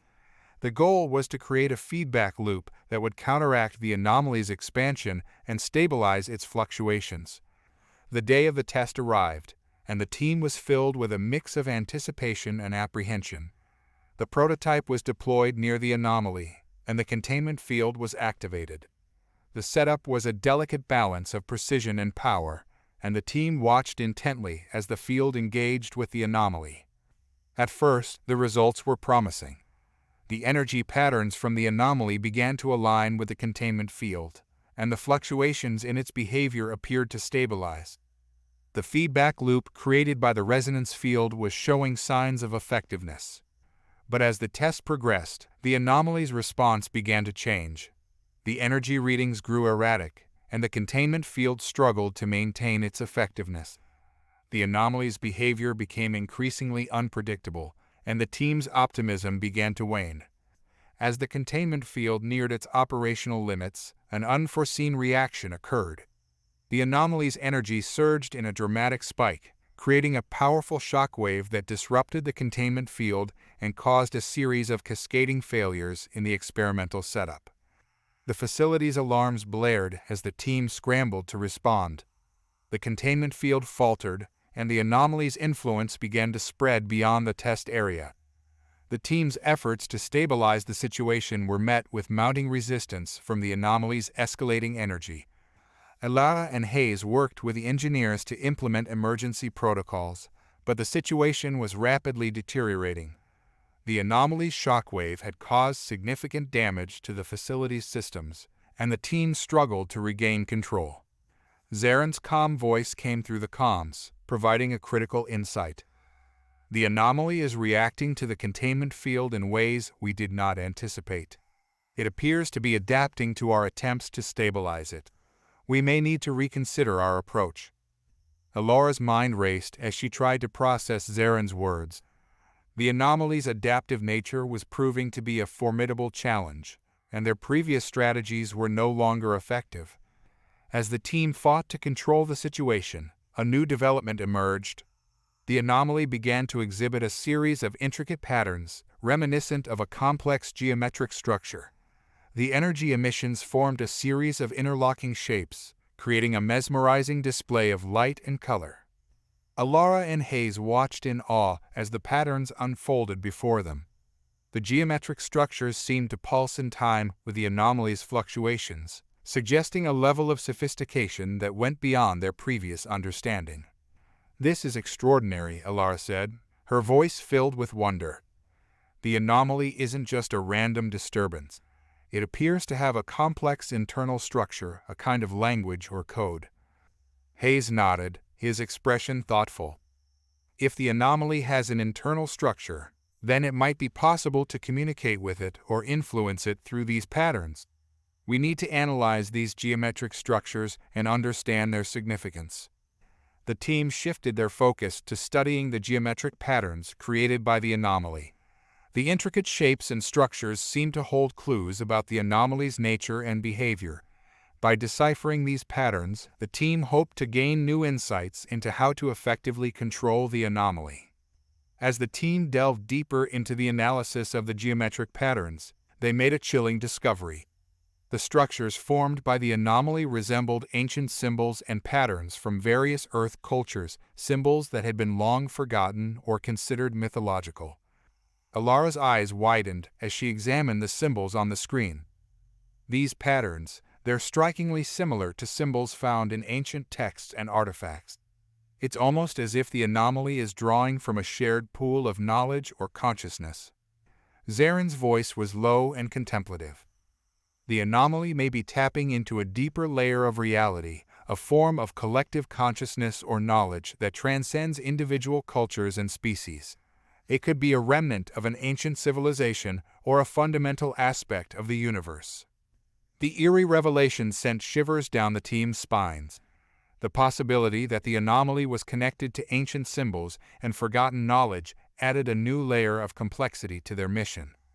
The team realized that they were dealing with a phenomenon that was far more profound and enigmatic than they had initially imagined. As the team continued to analyze the geometric patterns, a sudden shift occurred. The anomaly emitted a series of pulses that resonated with a distinct frequency, a signal that seemed to carry a message. The pulses formed a rhythmic pattern, creating a hauntingly familiar melody that reverberated through the facility. Elara and Hayes were captivated by the melody, their minds racing as they tried to decipher its meaning. The signal was unlike anything they had encountered before, and it seemed to convey a sense of urgency and intent. "This signal," Elara said, her voice tinged with awe, "it's like a call for help or a warning. The anomaly might be trying to communicate with us." Hayes nodded, his expression grim. "If the anomaly is trying to communicate, then we need to understand its message. It could provide crucial insights into its behavior and help us develop a more effective response." The team worked to decode the signal, analyzing its frequency and pattern. The melody was both mesmerizing and unsettling, and it seemed to carry an emotional weight that defied explanation. As the team delved into the signal, they uncovered a startling revelation. The melody contained elements that matched ancient musical compositions from Earth's history, compositions that were believed to be lost or forgotten. The anomaly's signal seemed to resonate with these ancient melodies, creating a bridge between the past and the present. Elara's mind raced as she processed the implications. The anomaly's signal. It's a connection to our own history and cultural heritage. It's as if it's tapping into a shared memory or consciousness that spans across time and space. Zaren's eyes gleamed with a mix of intrigue and concern. This connection could be significant. The anomaly may be more than just a random disturbance. It could be a remnant of an ancient intelligence or a fundamental aspect of the universe that we are only beginning to understand. The team's discovery added a new layer of urgency to their mission. The anomaly was not just a threat. It was a window into a deeper layer of reality, one that connected humanity to its past and its place in the cosmos. As the team prepared for the next phase of their mission, they were filled with a sense of both anticipation and dread. The anomaly's message and its connection to ancient knowledge opened up new possibilities, but it also raised new questions and challenges. With the anomaly's behavior growing increasingly complex and its message becoming clearer, the team faced a critical decision. They could continue to develop containment strategies based on their current understanding, or they could shift their focus to exploring the anomaly's deeper implications and potential connections. Elara and Hayes gathered with General Hart and Zaren to discuss their options. The tension in the room was palpable as they weighed the potential risks and rewards of each approach. "We've made significant progress," Elara said, her voice resolute. "But we need to decide whether to continue with our containment efforts or explore the anomaly's deeper connections. Both paths carry risks, but one might offer a more profound understanding of the anomaly." General Hart's gaze was stern. "We can't ignore the fact that the anomaly poses a serious threat. Our primary objective must be to stabilize it and prevent further harm. But I'm open to exploring new approaches if they offer a viable solution." Zaren's voice was contemplative. The anomaly's connection to ancient knowledge could provide valuable insights. However, we must proceed with caution. Delving into these connections might yield unforeseen consequences. The decision was fraught with complexity. The team knew that their next steps would have a profound impact on their mission and the future of their world. The anomaly was a force that defied easy solutions, and the path forward was shrouded in uncertainty. As the meeting concluded, the team prepared to take decisive action. The fate of the anomaly and the broader implications of their discoveries hung in the balance. The coming days would test their resolve and their ability to navigate the unknown. The weight of their discoveries hung heavily over the team as they grappled with the implications of the anomaly's connection to ancient knowledge. The haunting melody that had emerged from the anomaly was more than just a signal. It was a bridge to a deeper understanding of the universe and humanity's place within it. Elara Sandoval, Commander Alaric Hayes, General Amelia Hart, and Zaren convened in the war room to discuss their next steps. The room was dimly lit, the only source of illumination coming from the holographic projections that displayed the latest data on the anomaly. The team was united in their resolve, but their path forward was fraught with uncertainty. "We've made significant progress in understanding the anomaly," Elara began, her voice steady despite the weight of the situation. "But we're at a crossroads. We can either continue refining our containment strategies or delve deeper into the anomaly's connections to ancient knowledge." General Hart's gaze was resolute. "The anomaly is a threat, and our priority must be to stabilize it and prevent further harm. However, the potential insights from its connection to ancient knowledge could provide a key to understanding it more fully. We need to weigh the risks and benefits carefully." Zaren's presence was a reminder of the anomaly's complexity. "The connection to ancient knowledge is intriguing, but we must approach it with caution. Delving into these connections could yield profound insights, but it may also expose us to new risks. It's crucial to balance our efforts between immediate containment and deeper exploration." Hayes nodded in agreement. "We should proceed with a dual approach. We continue refining our containment strategy while also investigating the anomaly's deeper connections. This way, we address the immediate threat while also exploring the potential for a more profound understanding." The team agreed on a dual approach, recognizing the need to address both the immediate threat of the anomaly and the potential for groundbreaking discoveries. The decision was made, and the team set about implementing their plan. As part of their new strategy, the team focused on two primary tasks. First, they continued to refine and enhance their containment methods, incorporating the insights gained from their recent discoveries. Second, they initiated a comprehensive exploration of the anomaly's connection to ancient knowledge. Elara and Hayes led the efforts to enhance the containment system. The new approach involved creating a resonance field based on the Fibonacci sequence, which had shown promise in previous tests. The team worked tirelessly to improve the accuracy and stability of the resonance field, aiming to create a more effective countermeasure against the anomaly's fluctuations. Meanwhile, Zarin took the lead in investigating the anomaly's connection to ancient knowledge. He assembled a team of researchers and historians to study the geometric patterns and symbols that had been observed. The goal was to decipher the significance of these symbols and their potential connection to the anomaly. The research team delved into a wide range of ancient texts and artifacts, comparing the symbols and patterns from the anomaly with historical records from various Earth cultures. They sought to understand the meaning behind these symbols and their possible role in the anomaly's behavior. The exploration of ancient knowledge proved to be a fascinating and revealing process. The symbols and patterns observed in the anomaly were remarkably similar to those found in ancient texts from civilizations across Earth. These symbols were often associated with concepts of creation, cosmic order, and spiritual enlightenment. One of the most intriguing discoveries was the correlation between the anomaly's geometric patterns and symbols from ancient esoteric traditions. These symbols were believed to represent fundamental aspects of reality, such as the nature of existence and the interconnectedness of all things. Dr. Rajiv Patel, one of the lead researchers, presented a compelling analysis. The symbols we're seeing in the anomaly are consistent with those found in ancient mystical texts. They seem to reflect a deep understanding of the universe's structure and the nature of reality. It's as if the anomaly is tapping into a universal knowledge that transcends individual cultures and civilizations. Elara and Hayes listened intently as Patel explained the implications of their findings.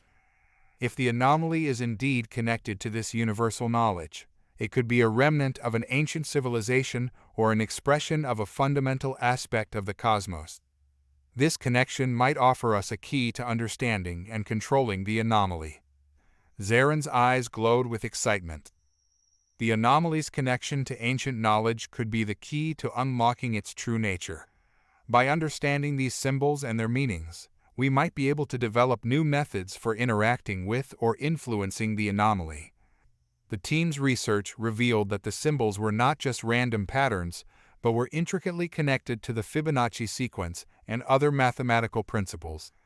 The anomaly's behavior appeared to follow these principles, suggesting a deep and fundamental relationship between its energy patterns and the fabric of reality. As the team continued their investigation, they uncovered a startling revelation. The symbols observed in the anomaly were strikingly similar to those found in ancient artifacts associated with a long-lost civilization. This civilization, known only through fragmented records and myths, was said to have possessed advanced knowledge of the cosmos and the forces that governed it. Elara and Hayes were both fascinated and unsettled by the implications. If the anomaly is connected to this lost civilization, it could represent a profound link between our current understanding and the ancient knowledge of the universe. We're dealing with something that goes beyond our current scientific framework. Zarin's analysis suggested that the lost civilization might have harnessed the anomaly's energy for their own purposes. The geometric patterns and symbols found in their artifacts indicated that they had developed advanced technologies based on these principles. The anomaly could be a remnant of their technology or a manifestation of their understanding of the universe. The revelation added a new dimension to the team's mission. They were no longer just dealing with a mysterious anomaly, but were also exploring the remnants of an ancient civilization's knowledge. This connection provided both a potential solution and a profound challenge. As the team continued their research and development, they faced a growing crisis. The anomaly's behavior remained highly unpredictable, and its influence continued to spread. The containment system, while improved, struggled to keep pace with the anomaly's fluctuations. General Hart's message arrived with urgency. Dr. Sandoval, Commander Hayes, we've received reports of increased activity from the anomaly. Its influence is causing significant disruptions in nearby space, and the situation is escalating. We need to accelerate our efforts to stabilize it. Elara and Hayes exchanged worried glances. The pressure to find a solution was mounting, and their dual approach was being tested by the anomaly's continued volatility. We need to implement the new containment system as soon as possible, Hayes said, his voice filled with determination. The enhancements we've made should help stabilize the anomaly, but we must remain vigilant. We also need to continue our investigation into its ancient connections. There may be insights we haven't yet uncovered. The team mobilized quickly, deploying the enhanced containment system and intensifying their research efforts. The goal was to address the immediate threat while also exploring the deeper connections to ancient knowledge. The situation demanded both rapid action and careful consideration. As the team worked to stabilize the anomaly, the mysterious symbols and patterns continued to intrigue and challenge them. The connection to ancient knowledge opened up new possibilities, but it also raised questions about the nature of the anomaly and its significance. Elara and Hayes found themselves increasingly drawn to the enigma of the lost civilization. The symbols and patterns seemed to offer clues about the fundamental nature of the universe and humanity's place within it. The more they learned, the more they realized how little they truly understood. Zarin's insights provided valuable perspectives on the anomaly's behavior. The anomaly's connection to ancient knowledge suggests that it may be a remnant of a broader cosmic truth. It could be a manifestation of universal principles that transcend our current understanding. The team's efforts to decipher the anomaly's message and stabilize its behavior continued. Each discovery revealed new layers of complexity and meaning, but the path forward remained uncertain. As the chapter came to a close, the team faced a critical juncture. The anomaly was a force of profound significance, and their efforts to understand and control it were reaching a tipping point. The echoes of eternity reverberated through their work, offering both a glimpse into the cosmos and a reminder of the mysteries that still lay ahead. The team's dual approach to managing the anomaly had reached a critical phase. The enhanced containment system was deployed, and its effectiveness was immediately tested by the anomaly's continued volatility. Meanwhile, the research into the anomaly's connection to ancient knowledge revealed profound insights, though the true nature of the anomaly remained elusive. As the containment system stabilized the anomaly's immediate effects, the team's focus shifted to deciphering the deeper layers of the anomaly's ancient connections. The geometric patterns, symbols, and melodies that emerged from the anomaly were more than just artifacts. They were clues to a greater cosmic truth. Elara Sandoval, Commander Alaric Hayes, General Amelia Hart, and Zarin gathered in the war room to review their progress. The atmosphere was charged with anticipation and tension as they prepared for the next phase of their investigation. "We've made significant strides," Elara began, addressing the team. "The enhanced containment system is holding up under pressure, and our research into the anomaly's connection to ancient knowledge has yielded some remarkable discoveries. However, we still have much to uncover." General Hart's gaze was steady. "Our immediate priority is to ensure the containment system remains stable, but we must also continue to explore the anomaly's deeper connections. The symbols and patterns we've observed suggest a profound understanding of the universe.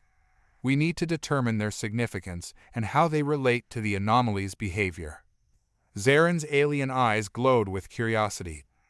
The ancient symbols and geometric patterns may be more than just historical artifacts. They could represent fundamental aspects of reality, or even a form of communication from an advanced intelligence. We must approach this with both scientific rigor and an open mind. The team's focus was clear: stabilize the anomaly, decipher its ancient connections, and prepare for whatever revelations might arise.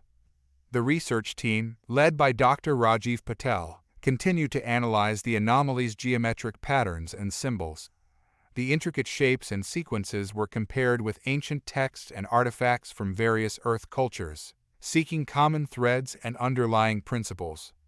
Patel's latest analysis revealed a surprising correlation. The symbols and patterns we're seeing in the anomaly are not only consistent with ancient knowledge, but also align with advanced mathematical concepts. They seem to reflect a deep understanding of geometry and harmony that transcends individual civilizations. Elara reviewed the data with growing excitement.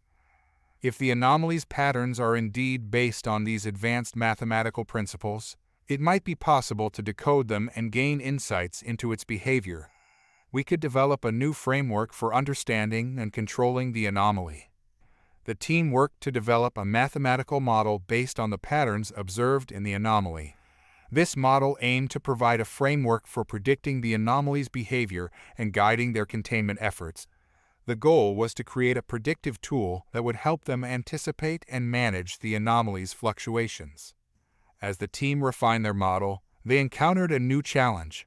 The anomaly's behavior continued to evolve, exhibiting patterns that did not fit neatly into their existing framework.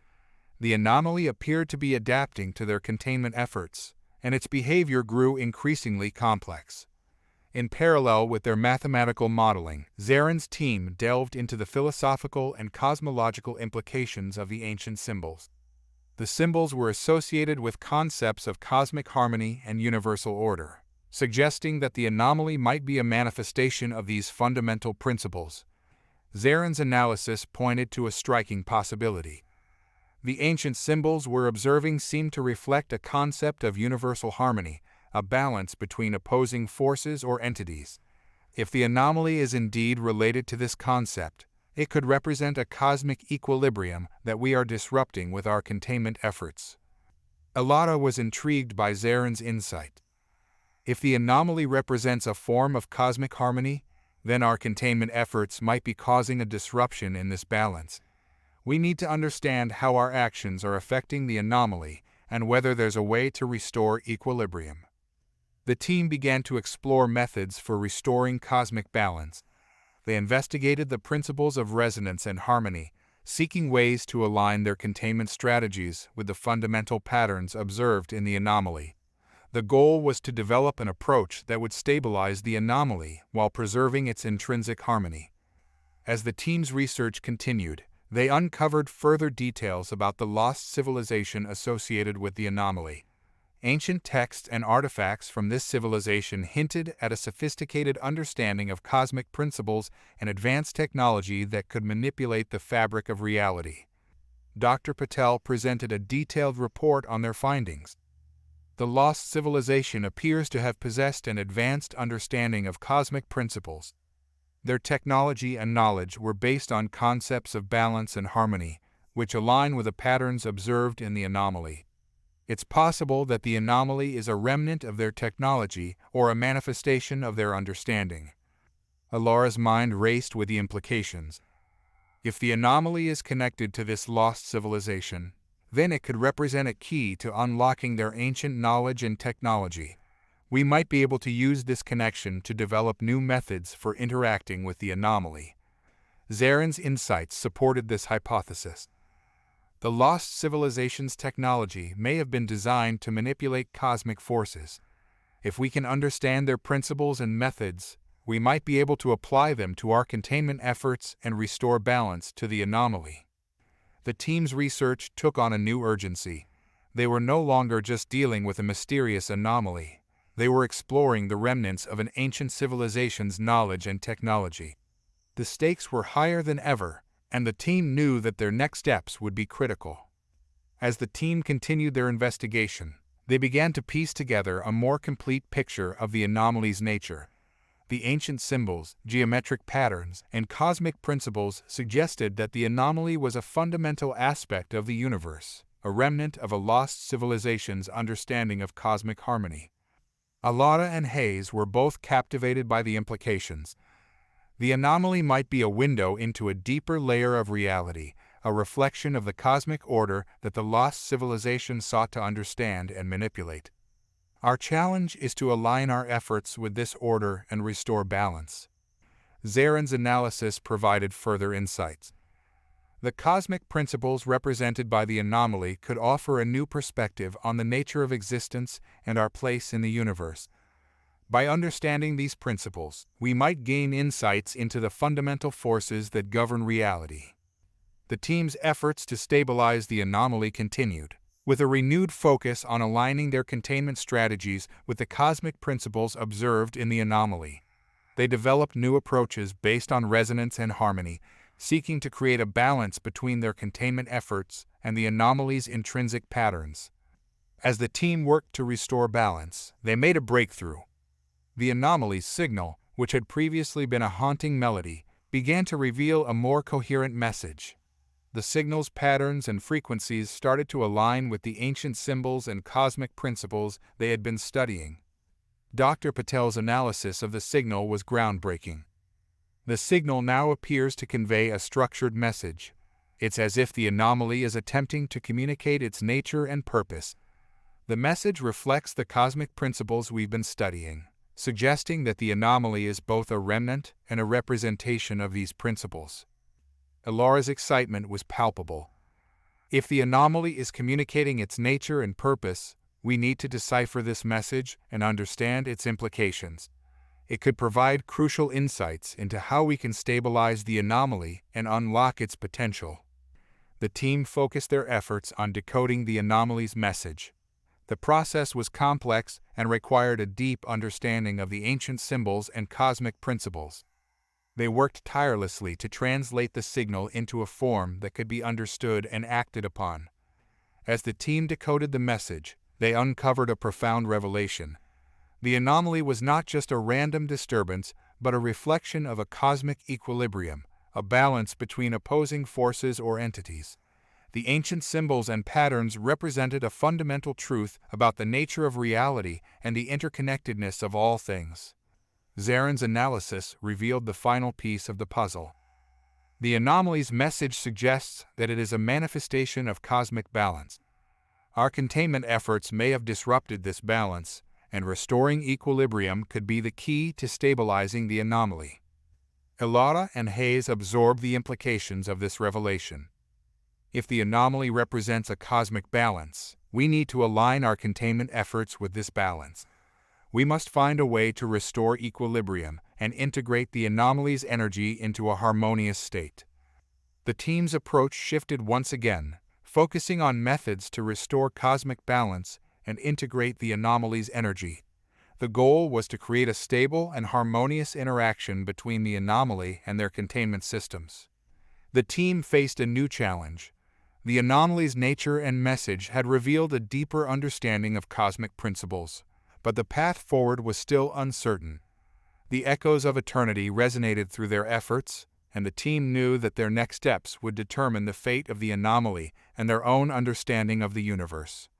The announcement of the anomaly's escalating behavior and the subsequent strain on the containment system had placed the team under immense pressure. Despite the success of their recent modifications, the anomaly remained a formidable challenge. As they wrestled with their dual approach, refining containment while delving into ancient knowledge, the situation demanded urgent action and profound insight. The team assembled in the war room, a space now cluttered with data screens, holographic projections, and research notes. The air was thick with anticipation as Elara Sandoval, Commander Alaric Hayes, General Amelia Hart, and Zarin prepared for a crucial strategy meeting. "We've managed to stabilize the anomaly to some extent with our new containment system," Elara began, her tone reflecting a mixture of optimism and concern.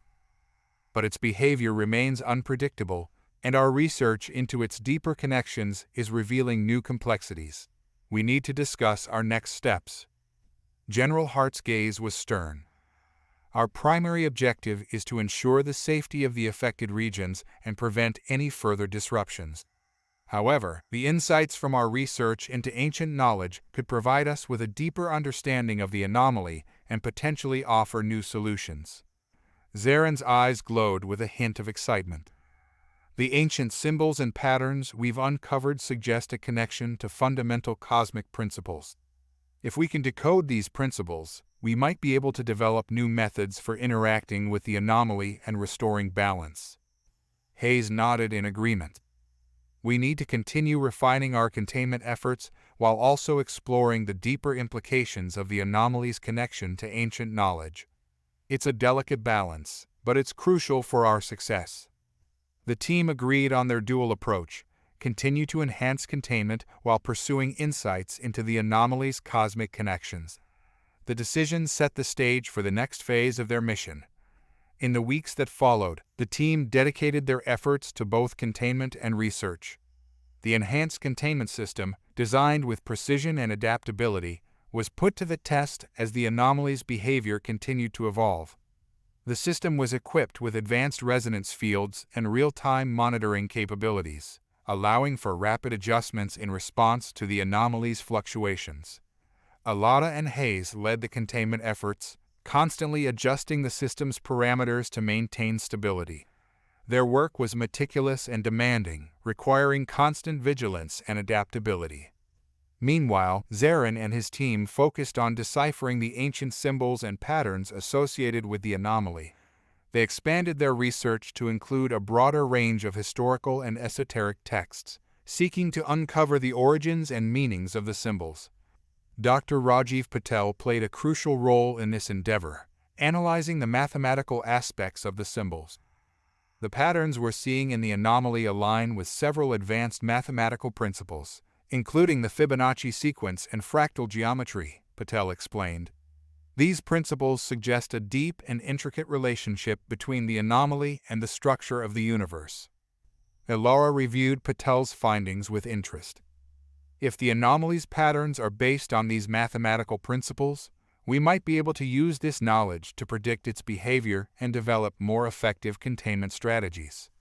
The team's research revealed that the symbols and patterns observed in the anomaly were not random, but rather reflected a sophisticated understanding of cosmic order. The patterns resembled those found in ancient texts and artifacts, suggesting a connection to a lost civilization with advanced knowledge of the cosmos. As the research progressed, the team made a series of groundbreaking discoveries. The symbols and patterns in the anomaly appeared to be a form of cosmic communication, an attempt to convey fundamental truths about the universe. Zarin's analysis provided new insights. The ancient symbols are associated with concepts of universal harmony and balance. They suggest that the anomaly might be a manifestation of these principles, representing a fundamental aspect of the cosmos. Elara was intrigued by this revelation. If the anomaly represents a form of cosmic harmony, our containment efforts might be disrupting this balance. We need to understand how our actions are affecting the anomaly and whether there's a way to restore equilibrium. The team's focus shifted to developing methods for restoring cosmic balance.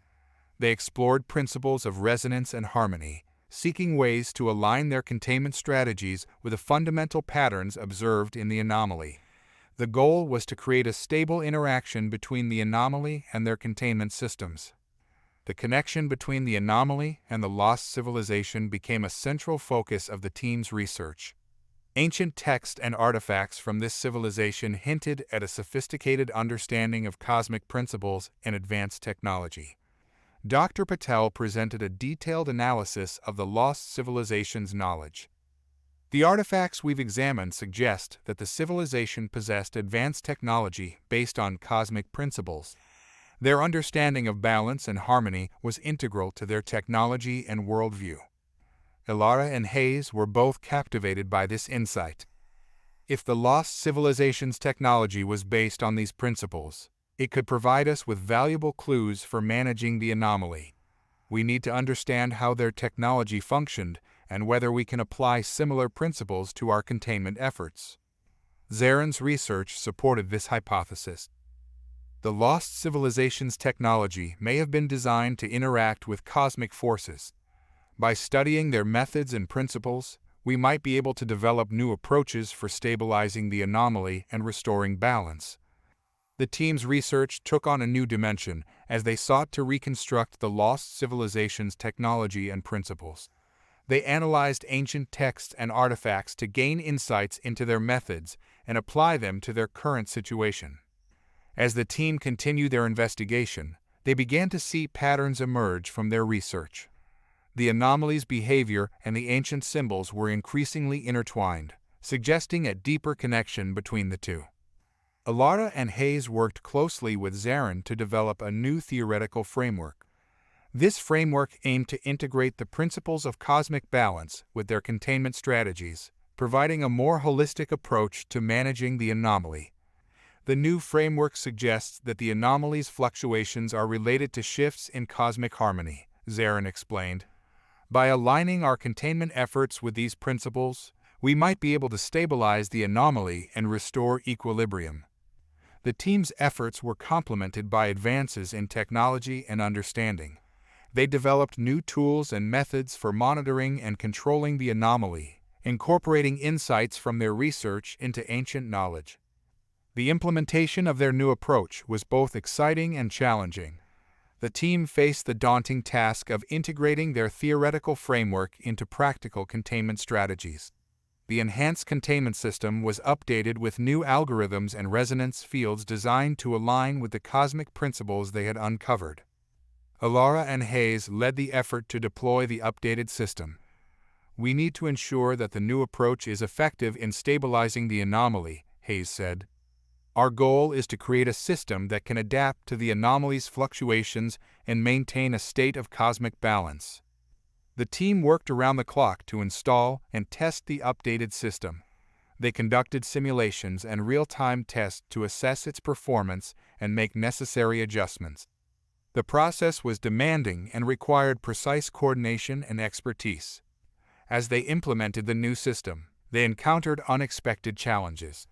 The anomaly's behavior remained unpredictable, and its response to the updated containment measures was not always as anticipated.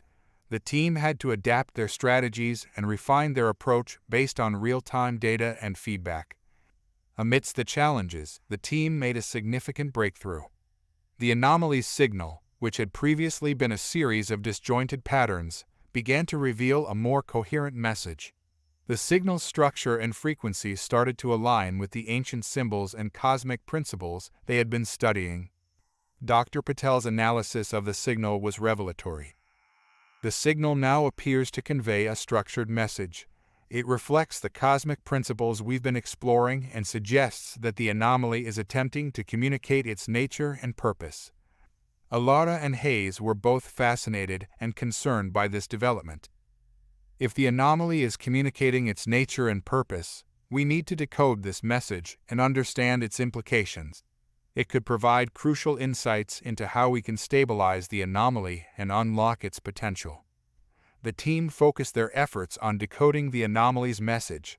The process involved interpreting the signal's structure and correlating it with the ancient symbols and principles they had studied. The goal was to translate the message into a form that could be understood and acted upon. As the team worked to decode the anomaly's message, they faced a growing sense of anticipation. The implications of the message were profound, and the possibility of uncovering new knowledge and understanding was both exhilarating and daunting. Elara and Hayes reviewed the decoded message with a sense of awe. The message seems to convey fundamental truths about the universe and the nature of existence. It suggests that the anomaly is a reflection of cosmic balance and harmony. Zarin's insights added depth to their understanding. The message might be a call to restore balance and align our efforts with the cosmic principles observed in the anomaly. By understanding and integrating these principles, we could develop new methods for stabilizing the anomaly and unlocking its potential. The team's efforts were now focused on interpreting the message and applying its insights to their containment strategies. The stakes were higher than ever, and the path forward remained uncertain. As the team delved deeper into the decoded message from the anomaly, a profound sense of urgency permeated their efforts.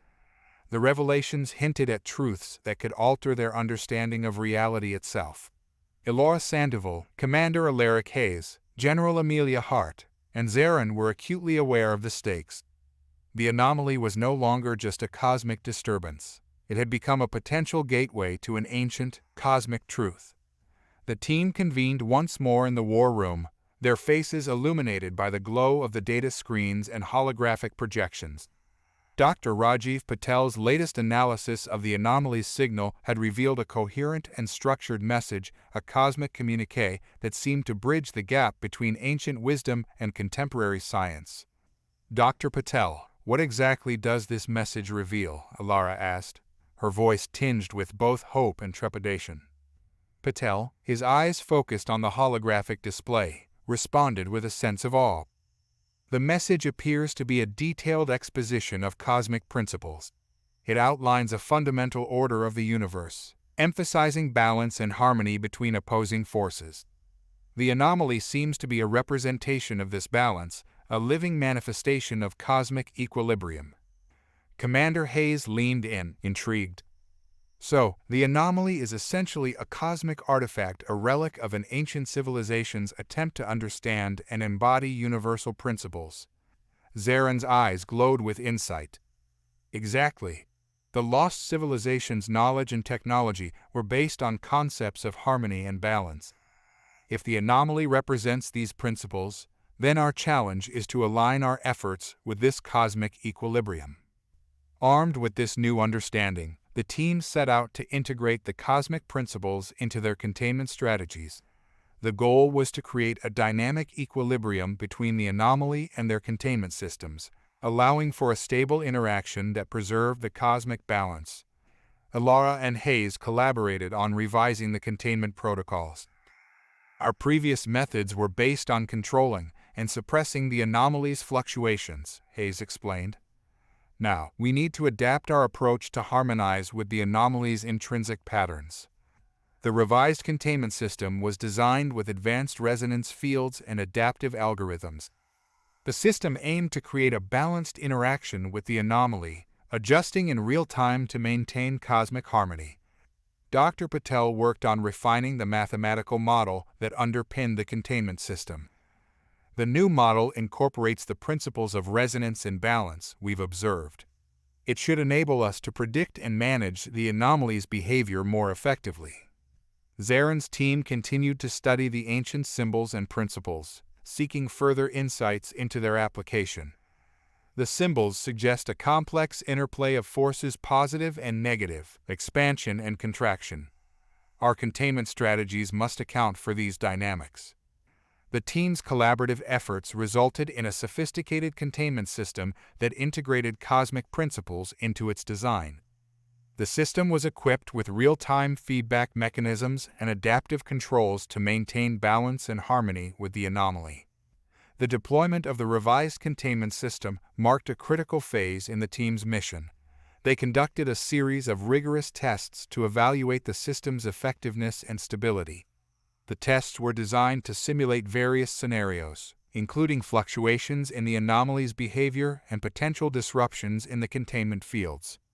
Elara and Hayes oversaw the testing phase, monitoring the system's performance and making adjustments as needed. We need to ensure that the system can handle a range of scenarios and maintain balance under different conditions, Elara emphasized. The tests revealed both successes and challenges. The revised system demonstrated improved stability and adaptability, but it also highlighted areas for refinement. The anomaly's behavior remained complex, and its response to the containment measures was not always predictable. Dr. Patel's analysis provided valuable insights into the system's performance. The system is making progress, but we need to refine the feedback mechanisms and adjust the resonance fields to better align with the anomaly's fluctuations. The team worked diligently to address these issues, incorporating feedback from the testing phase into their design. The process was iterative and required careful consideration of both technical and theoretical aspects. As the team continued to refine their containment system, they began to uncover deeper layers of the anomaly's message. The signal revealed a profound truth about the nature of existence and the interconnectedness of all things. The anomaly was not just a cosmic artifact, it was a living embodiment of the universe's fundamental order. Zaren's analysis revealed a new dimension to the anomaly's message. The signal conveys a vision of cosmic unity, a web of interconnected forces that sustain the universe. The anomaly represents a point of convergence where these forces come together. Elara was deeply moved by this revelation. If the anomaly represents cosmic unity, then it's a manifestation of the fundamental order of the universe. Our challenge is to honor and preserve this order while managing the anomaly. The team's focus shifted to understanding how their actions impacted the cosmic equilibrium represented by the anomaly. They explored ways to harmonize their efforts with the anomaly's intrinsic patterns, aiming to create a stable and balanced interaction. With a clearer understanding of the cosmic principles involved, the team embarked on a search for solutions to the anomaly's challenges. They explored a range of approaches, from advanced technological solutions to philosophical and metaphysical considerations. Dr. Patel's research led to the development of new algorithms for managing the anomaly's behavior. We've developed algorithms that account for the dynamic nature of cosmic balance. These algorithms should help us predict and manage the anomaly's fluctuations more effectively. Zarin's team continued to study the ancient symbols and texts, seeking further insights into their application. The symbols suggest that balance is achieved through a dynamic interplay of forces. We need to find ways to integrate this principle into our containment strategies. Elara and Hayes worked to incorporate these insights into their containment system. They developed new tools and methods for monitoring and controlling the anomaly based on the principles of resonance and harmony. As the team implemented their new strategies, they faced unforeseen consequences. The revised containment system, while more stable, also revealed new challenges. The anomaly's behavior continued to evolve, and its interactions with the containment fields were increasingly complex. Elara and Hayes were concerned about the implications. The new system is an improvement, but it's clear that the anomaly's behavior is not entirely predictable. We need to remain vigilant and adapt our strategies as needed. The team worked to address these challenges, continually refining their containment approach and exploring new solutions. They conducted additional tests and simulations to assess the system's performance and make necessary adjustments. Amidst the ongoing challenges, the team made a startling discovery. The anomaly's signal began to reveal a hidden force, a previously unrecognized aspect of the cosmic balance that influenced the anomaly's behavior. Dr. Patel's analysis of the signal revealed the presence of this hidden force. The signal is now showing evidence of an additional force that we hadn't previously accounted for. This force appears to be a critical component of the cosmic balance represented by the anomaly. Elara's mind raced with the implications. If this hidden force is influencing the anomaly's behavior, we need to understand its nature and how it interacts with the other forces. It could be key to stabilizing the anomaly and restoring balance. The team's research took on a new focus as they sought to understand this hidden force. They explored its properties and interactions, aiming to integrate this new knowledge into their containment strategies. The anomaly's message had revealed profound truths about the cosmic order, but the path to stabilizing the anomaly and understanding its full implications remained complex and uncertain. Elara, Hayes, General Hart, and Zarin knew that their next steps would be crucial in determining the outcome of their mission. The stakes were higher than ever, and the challenges they faced required both technical expertise and philosophical insight. The team had made significant strides in understanding the anomaly, integrating cosmic principles into their containment strategies, and uncovering the hidden force influencing the anomaly's behavior. Yet, as they approached a deeper understanding, a new and ominous threat began to emerge. The anomaly's behavior, once enigmatic, now hinted at a more significant cosmic disturbance. Elara Sandoval, Commander Alaric Hayes, General Amelia Hart, Zarin, and Dr. Rajiv Patel gathered in the war room, their faces illuminated by the glow of the holographic displays. The atmosphere was tense as they reviewed the latest data from the containment system and the anomaly's signals. "Something is shifting in the anomaly," Elara said, her voice tense. "The containment system has been stable for the most part, but the recent data suggests a new, escalating pattern.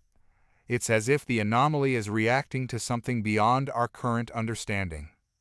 Hayes reviewed the data on the screen. The signal we're receiving is more erratic than before. It's almost as if the anomaly is awakening to a new force or influence. We need to determine what's causing this shift and how it might affect our containment efforts. General Hart's expression was grave. We need to consider the possibility that there are external factors influencing the anomaly. Our containment efforts might be destabilizing the system, or there might be something else at play, something we haven't yet detected. Zaren's eyes glowed with concern. The ancient symbols and cosmic principles we've studied might offer insights into this new threat. If the anomaly is reacting to a larger cosmic disturbance, understanding its nature and impact will be crucial. Dr. Patel's analysis revealed an unsettling trend. The anomaly's fluctuations are becoming more intense, and the signals suggest an impending shift. It's as if the anomaly is building up energy or preparing for a significant change. The team's focus shifted to assessing the potential implications of this new threat. They needed to understand the nature of the disturbance and how it might impact their containment efforts and the broader cosmic balance. The team intensified their research efforts, seeking to uncover the source of the new threat and its connection to the anomaly. They expanded their analysis to include a broader range of cosmic phenomena and historical data. Elara and Hayes worked on updating the containment protocols. We need to anticipate potential scenarios and prepare for different contingencies. If the anomaly is reacting to a new force, our containment system must be adaptable and resilient. Dr. Patel collaborated with Zaren to analyze the anomaly's signal and its patterns. The recent changes in the signal suggest that the anomaly might be influenced by an external force or event. We need to identify any cosmic disturbances or phenomena that could be contributing to this shift.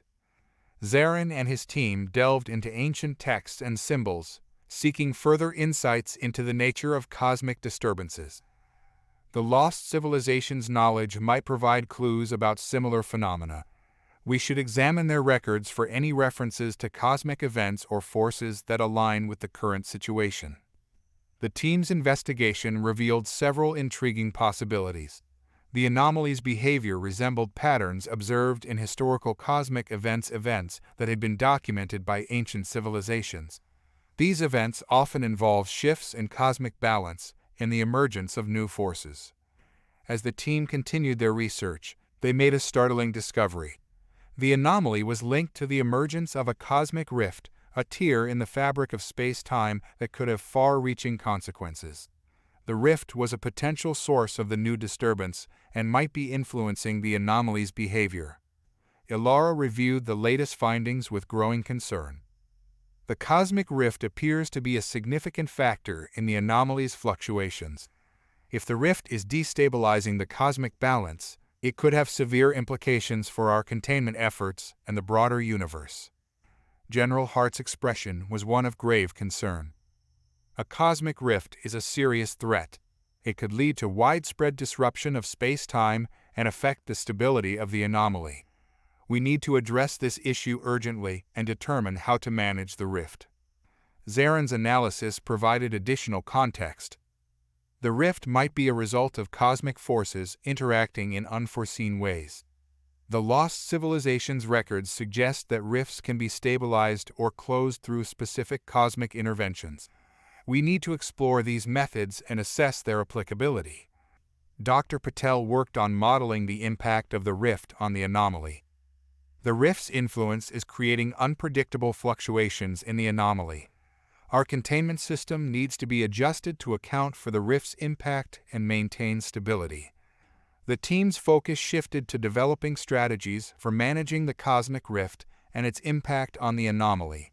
They explored various approaches, including advanced technology, cosmic interventions, and theoretical models. Elara and Hayes collaborated on updating the containment system to address the rift's influence. We need to enhance the system's adaptability and resilience to account for the rift's effects. The updated protocols should include measures for stabilizing the rift and mitigating its impact.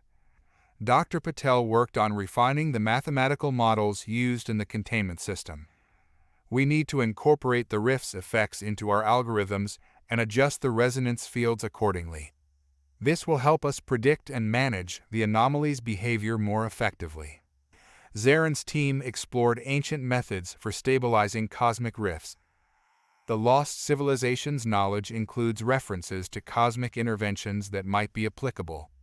We should investigate these methods and determine their feasibility in our current situation.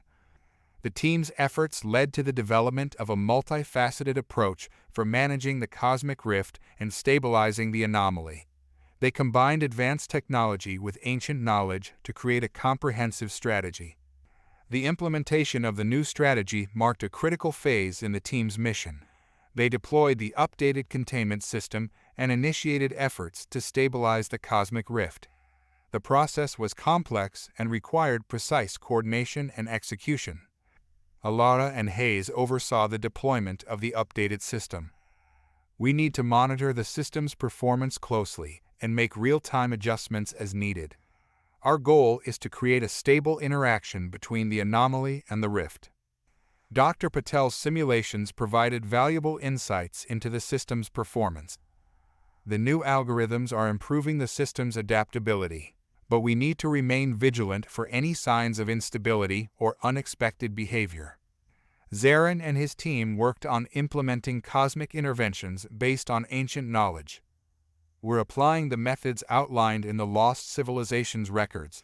The goal is to harmonize the cosmic forces and stabilize the rift. The testing phase revealed both successes and challenges. The updated system demonstrated improved stability and adaptability, but the cosmic rift's influence remained a significant factor. The team needed to continually refine their approach and address any emerging issues. As the team worked to stabilize the cosmic rift and manage the anomaly, they began to perceive a deeper purpose behind the disturbance. The rift and the anomaly were not merely random phenomena.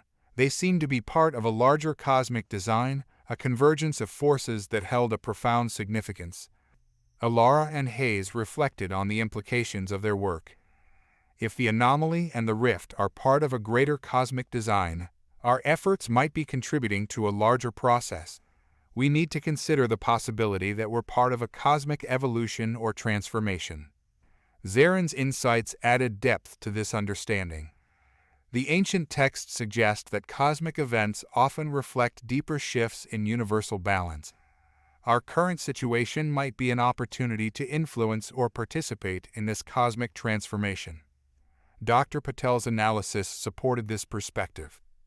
The patterns we're observing align with concepts of cosmic evolution and transformation. Our work could be contributing to a broader shift in the universe's fundamental order. The team's efforts to stabilize the cosmic rift and manage the anomaly were bearing fruit, yet a palpable tension hung in the air. The containment system had been effectively adapted to address the rift's influence, but the cosmic forces at play hinted at a deeper, more profound shift. The team was on the brink of discovering how their actions were interwoven with the broader cosmic evolution. Elara Sandoval, Commander Alaric Hayes, General Amelia Hart, Zarin, and Dr. Rajiv Patel gathered once more in the war room. The glow of holographic displays illuminated their faces, casting long shadows on the walls.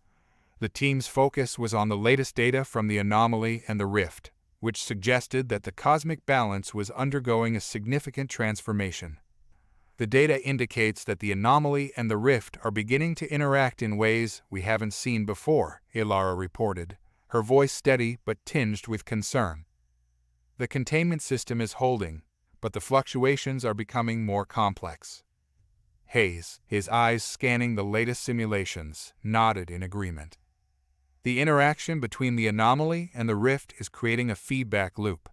It's as if the two forces are merging or amplifying each other. We need to understand this dynamic and prepare for potential outcomes. General Hart's expression was one of intense focus. Our primary goal is to ensure stability. However, we must also consider the possibility that these cosmic events are signaling a major shift in universal balance. We need to be ready for any eventuality. Zarin's voice carried a note of urgency. The ancient texts speak of cosmic transformations that align with our current situation.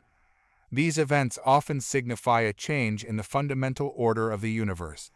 We need to be prepared for how this transformation might manifest. Dr. Patel's analysis revealed a series of complex patterns emerging from the anomaly and the rift. The patterns suggest a convergence of cosmic forces, a merging of energies that could lead to a significant transformation. We need to investigate these patterns and their implications. To better understand the convergence of forces, the team embarked on an intensive investigation. They sought to uncover the nature of the transformation and how it might impact their containment efforts and the universe as a whole. Elara and Hayes worked on refining the containment system to accommodate the evolving dynamics of the anomaly and the rift. We need to enhance the system's ability to adapt to the changing patterns. The current algorithms and resonance fields must be adjusted to maintain stability. Dr. Patel and Zarin focused on analyzing the emerging patterns and seeking insights from ancient texts. The patterns we're observing might be indicative of a larger cosmic event. We should compare these patterns with historical records of cosmic transformations. Zarin's team examined the symbols and text from the lost civilization, seeking correlations with the current cosmic events. The ancient records describe scenarios where cosmic forces align to create new realities or dimensions. We should explore these records for guidance on managing the transformation. The investigation revealed several intriguing possibilities. The convergence of forces could be leading to the creation of new cosmic phenomena or the emergence of previously unknown dimensions. The team's efforts were directed towards understanding these possibilities and preparing for the transformation's impact. As the convergence of forces intensified, the team observed a gradual increase in the anomaly's energy levels. The cosmic rift was widening, and the interactions between the anomaly and the rift were becoming more pronounced. The containment system was holding, but the magnitude of the transformation was becoming apparent. Elara and Hayes monitored the containment system's performance. The energy levels are reaching unprecedented levels. We need to ensure that the system can handle the increased power and maintain stability. General Hart reviewed the latest data and adjusted the containment protocols. We're witnessing the emergence of new cosmic forces. Our containment measures must be adapted to address these changes and preserve the balance. Dr. Patel's simulations predicted further increases in energy levels and fluctuations. The system's feedback mechanisms are showing signs of strain. We need to refine the algorithms and resonance fields to accommodate the growing power. Zarin and his team continued their study of ancient records, searching for insights into managing the awakening power. The texts suggest that cosmic transformations often involve the harnessing of new energies or forces. We need to understand how these energies can be stabilized. The convergence of forces led to the first visible signs of transformation. The anomaly and the rift began to produce unusual phenomena, including fluctuations in space-time and the appearance of new cosmic patterns. The team was both fascinated and concerned by these developments. Elara and Hayes observed the changes with a mix of awe and apprehension. The transformation is manifesting in ways we didn't anticipate. The anomaly's behavior is becoming more complex, and the rift is producing new phenomena. Dr. Patel's analysis identified several key patterns associated with the transformation. The new phenomena suggest that the cosmic forces are creating a new structure or dimension. We need to explore these patterns further and understand their implications. Zarin's research revealed additional insights into the transformation. The ancient records describe similar phenomena during times of cosmic change. The new patterns might be indicative of a new cosmic order or dimension. The team's focus shifted to investigating the nature of the emerging phenomena and their impact on the universe. They explored how the transformation might influence cosmic balance and their containment efforts. As the transformation progressed, the team made a groundbreaking discovery. The convergence of forces was leading to the formation of a new dimension, a previously unknown realm that was emerging from the interaction of the anomaly and the rift. Elara and Hayes reviewed the latest data, their expressions reflecting a mixture of wonder and concern. The formation of a new dimension is a profound development. This dimension could have far-reaching implications for our understanding of the universe. General Hart's focus shifted to preparing for the impact of the new dimension. We need to assess how this new dimension will affect our containment efforts and the broader cosmic balance. The emergence of a new realm could have significant consequences. Dr. Patel's simulations provided insights into the properties of the new dimension.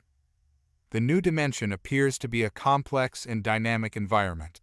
Its interactions with the existing cosmic order will need to be carefully managed. Zarin's analysis of ancient texts offered additional context. The records suggest that the emergence of new dimensions often leads to shifts in cosmic balance.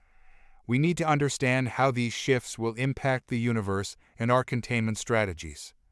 The team's focus shifted to preparing for the impact of the new dimension and the broader cosmic transformation. They developed strategies for managing the new realm and ensuring that their efforts contributed to maintaining cosmic balance. Elara and Hayes worked on updating the containment protocols to account for the new dimension. We need to adapt our strategies to accommodate the new realm and its interactions with the anomaly and the rift. Dr. Patel and Zarin continued their research, seeking insights into the properties of the new dimension and its impact on the cosmic order. The emergence of the new dimension presents both opportunities and challenges. We need to explore its potential and address any issues that arise. General Hart reviewed the team's preparations and ensured that all necessary resources were in place. The new dimension represents a significant shift in cosmic balance. We need to be ready for any unforeseen consequences and adapt our strategies as needed. As the team prepared for the impact of the new dimension, they were acutely aware of the significance of their work. The convergence of cosmic forces and the emergence of a new realm marked the dawn of a new era, a period of transformation and discovery. Elara, Hayes, General Hart, Zarin, and Dr. Patel stood at the forefront of this new era, ready to explore the possibilities and address the challenges that lay ahead. The team's determination and resolve were unwavering, and their sense of purpose was stronger than ever. The echoes of eternity continued to guide their path as they embarked on this new phase of their journey. The transformation of the universe was unfolding before their eyes, and they were poised to play a pivotal role in shaping its future. The team faced a new set of questions and uncertainties. The emergence of the new dimension and the ongoing cosmic transformation had opened up a realm of possibilities and challenges. The mysteries of the anomaly, the rift, and the new dimension remained unresolved, and the path forward was both exciting and daunting.